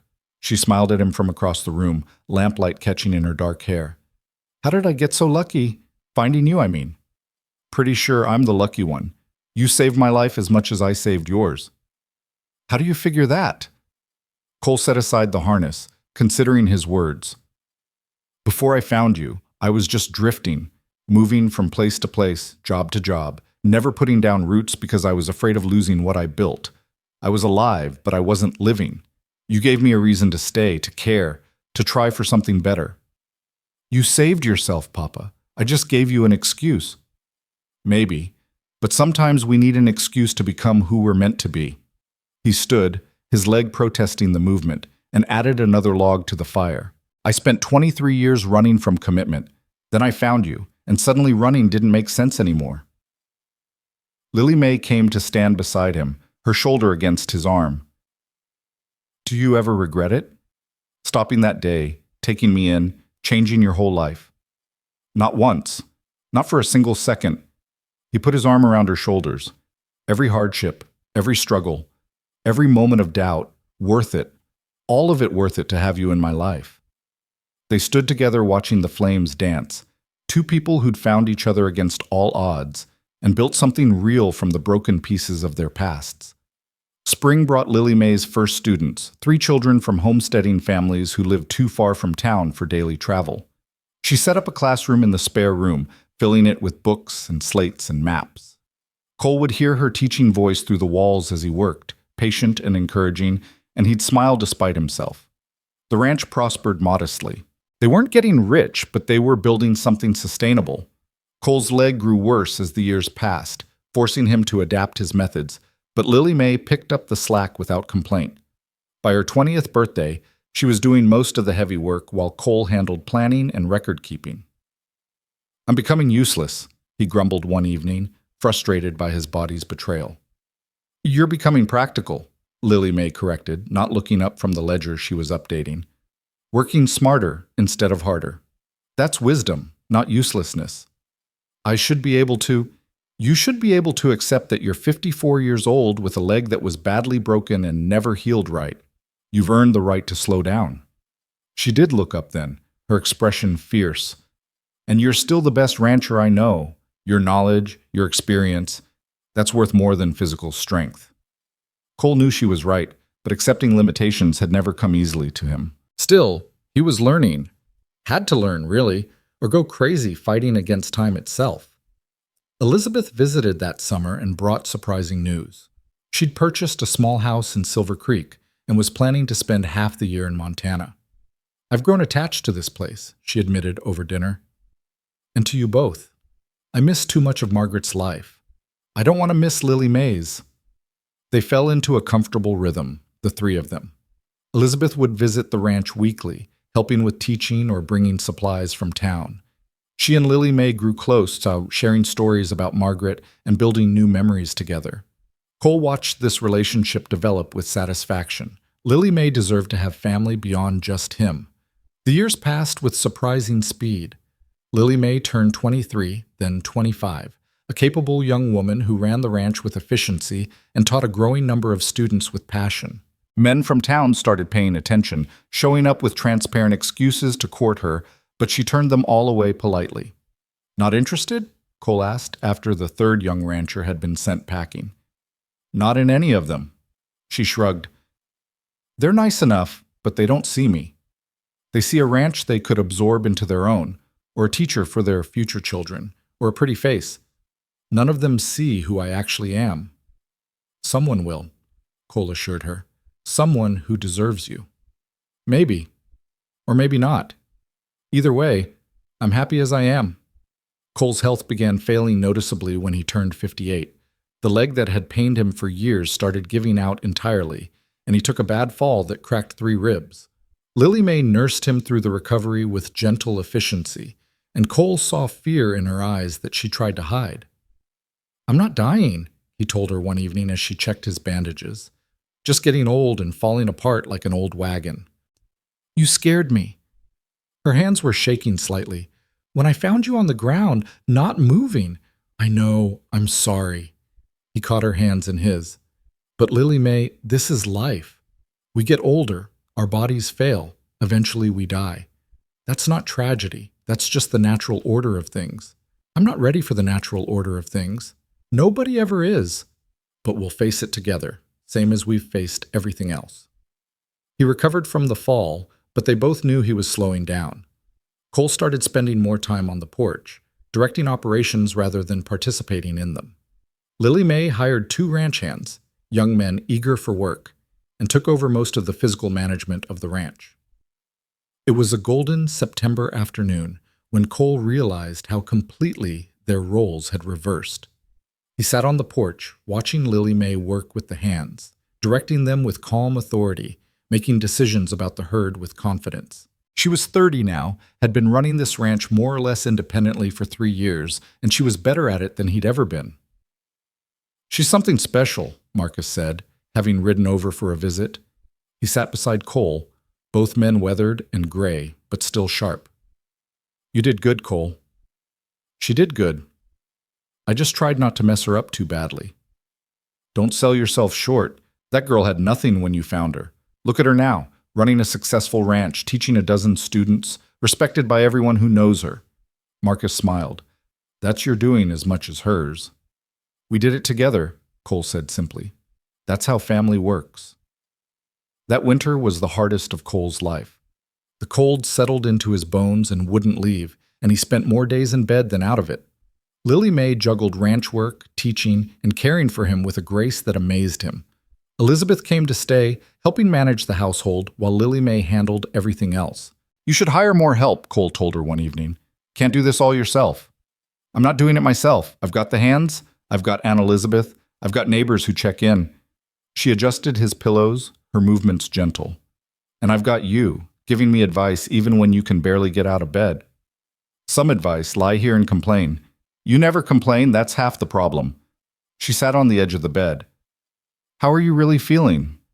Tired, he admitted. Like I've been running a long race and I'm finally allowed to slow down. Fear flashed across her face.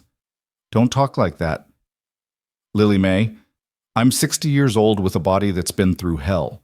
We need to talk about what happens when… No, not yet, please. Her voice broke. Just not yet. He pulled her into a careful hug, mindful of his still tender ribs. All right, darling. Not yet. But spring brought a change neither of them expected. A man rode up to the ranch one April morning, tall and lean, with an honest face and kind eyes. His name was Daniel Cartwright, and he was a veterinarian newly arrived from St. Louis, looking to establish a practice in the territory. Heard you might need help with a mare having trouble foaling, he said, addressing Lily May with respectful attention. Mrs. Chen in town sent me out. The mare was indeed having trouble, and Daniel worked through the afternoon with skill and patience, ultimately delivering a healthy foal and saving the mother's life. Lily May watched him work with obvious respect, and Cole noticed how Daniel's eyes kept finding her even when he should have been focused on the horse. Daniel became a regular visitor, always with legitimate veterinary reasons, but clearly interested in more. Cole watched their courtship develop with mixed emotions. He wanted Lily May to be happy, to have a partner in life, but the thought of losing his place as the most important person in her world stung more than he wanted to admit. He's a good man, Elizabeth observed one evening after Daniel had left. Educated, kind, sees Lily May for who she truly is. I know, Cole said. But she's been mine for 15 years. Hard to let that go. Elizabeth sat beside him on the porch. Cole, you're not losing her. You're gaining an ally, someone else who will love her, protect her, help carry the burdens. Logically, I know that. Emotionally, he shrugged. I'm a selfish old man who doesn't want to share. You're a father who loves his daughter. That's not selfish. That's human. Daniel proposed in June, a simple offer made on the porch swing while Cole pretended not to be listening from inside. Lily May said yes, then immediately came to find Cole, her face glowing with happiness and apprehension. I want your blessing, she said. I know I don't need it. I'm 30 years old and perfectly capable of making my own decisions, but I want it anyway. Cole looked at this woman who'd been the center of his world for 15 years and felt pride overwhelm his selfishness. You have it. Every bit of it. Daniel's a lucky man. He wants to build a house on the south corner of the property, close enough to help with the ranch, far enough for privacy. She grabbed his hands. I'm not leaving you, Papa. This ranch is still our ranch. I'll be here every day, same as always. Until you have babies and get too busy for an old man. Then you'll just have to help with the babies, too. She smiled through tears. You think I'd let my children grow up without knowing their grandfather? The man who saved their mother and gave her everything she has? Cole pulled her into a hug, his own eyes wet. I'm happy for you, Lily May. Truly. You deserve all the love in the world. They were married in September, a simple ceremony at the ranch with half the territory in attendance. Lily May wore her mother's wedding dress, carefully preserved by Elizabeth, and Cole walked her down the aisle they'd created between rows of chairs in the front yard. When Daniel took her hand, Cole felt the weight of 15 years of responsibility lift slightly. Not gone, but shared now with someone else who would love her fiercely. The years that followed were good ones. Daniel proved everything Cole had hoped, hardworking, kind, devoted to Lily May, and respectful of the life she'd built before him. They built their house and started filling it with children, a daughter first, named Margaret after Lily May's mother, then a son they called Cole, then 2 more daughters in quick succession. Cole's body continued its slow decline, but his spirit soared watching Lily May's family grow. He spent his days on the porch teaching his grandchildren to read, telling them stories about their mother as a child, showing them how to be gentle with animals and fierce with their love. You were right, he told Elizabeth one afternoon. They were watching Lily May and Daniel work with the cattle while the 4 children played in the yard under Cole's supervision. I didn't lose her. I gained a whole family. You built a legacy, Elizabeth corrected. Look at this ranch, these children, the life Lily May has. None of it would exist if you hadn't stopped on that road 17 years ago. Cole thought back to that evening, to the small girl sitting in the dust waiting for a father who would never return. He thought about all the choices he could have made, riding past, leaving her at the orphanage, giving up when things got hard. Every one of those choices would have led to a different life, a lesser life. Best decision I ever made, he said softly, stopping that day. He died peacefully in his sleep 2 years later, at the age of 63, surrounded by the family he'd never expected to have. Lily May found him in the morning, still and quiet, his face relaxed in a way it rarely had been in life. The funeral was the largest Silver Creek had ever seen. People came from across the territory to pay respects to the man who'd taken in an abandoned child and built a life around her. They told stories about his integrity, his fairness, his quiet generosity. But it was Lily May's eulogy that captured who he truly was. My father, because that's what he was, blood or no blood, saved my life when I was 6 years old, she said, standing before the assembled crowd with her husband beside her and her children at her feet. But he did more than that.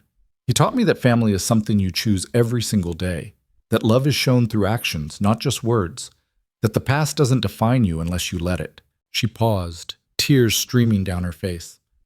I was abandoned on a dusty road with nothing but fear and a worn-out doll. He gave me everything, a home, an education, his name, his heart. He showed me what it meant to be wanted, to matter, to belong. Lily May looked at the simple coffin, then at her children, then at the assembled crowd. My father used to say that stopping on that road was the best decision he ever made, but I think we were both saved that day. He needed someone to stay for as much as I needed someone to stay with me. We saved each other, and everything good in my life flows from that one moment of compassion. They buried Cole on a hill overlooking the ranch, under a spreading pine tree with a view of the mountains he'd loved. The stone was simple, bearing his name, his dates, and one line Lily May had insisted on. He stopped when others would have passed by. Life went on, as it does. Lily May continued running the ranch with Daniel's help, teaching students, raising her children with the same mix of love and discipline Cole had shown her. Elizabeth lived to see her great-nieces and great-nephew grow into capable young people, and she often said that coming to Montana had been the best decision of her later years.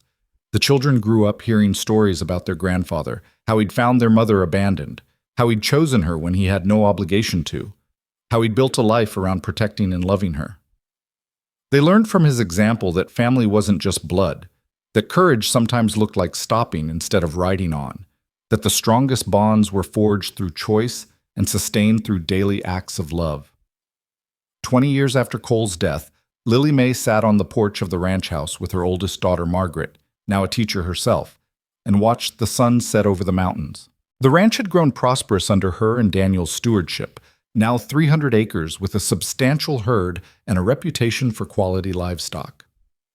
"Tell me again about the day Grandpa found you," Margaret asked, the same request she'd made countless times as a child. Lily May smiled, beginning the familiar story. "I was sitting by the road in the dust, waiting for a father who was never coming back, when I heard hoofbeats."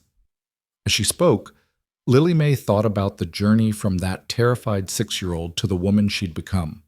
Wife, mother, rancher, teacher, pillar of the community. Every good thing in her life traced back to one man's decision to stop, to care, to choose compassion over convenience.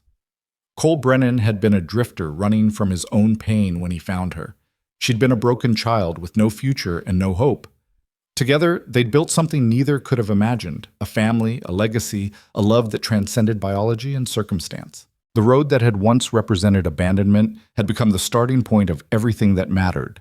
And sitting on her porch with her daughter beside her and her grandchildren playing in the yard below, Lily May understood the profound truth Cole had always known. Sometimes the greatest act of courage is simply stopping when the world expects you to keep moving. Sometimes the most important thing you can do is choose to stay when leaving would be easier. And sometimes a moment of compassion on a dusty road can change not just 2 lives, but generations to come.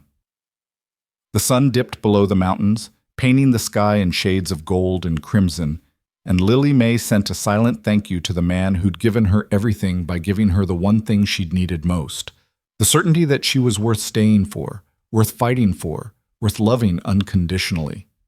In the end, that was the greatest gift of all.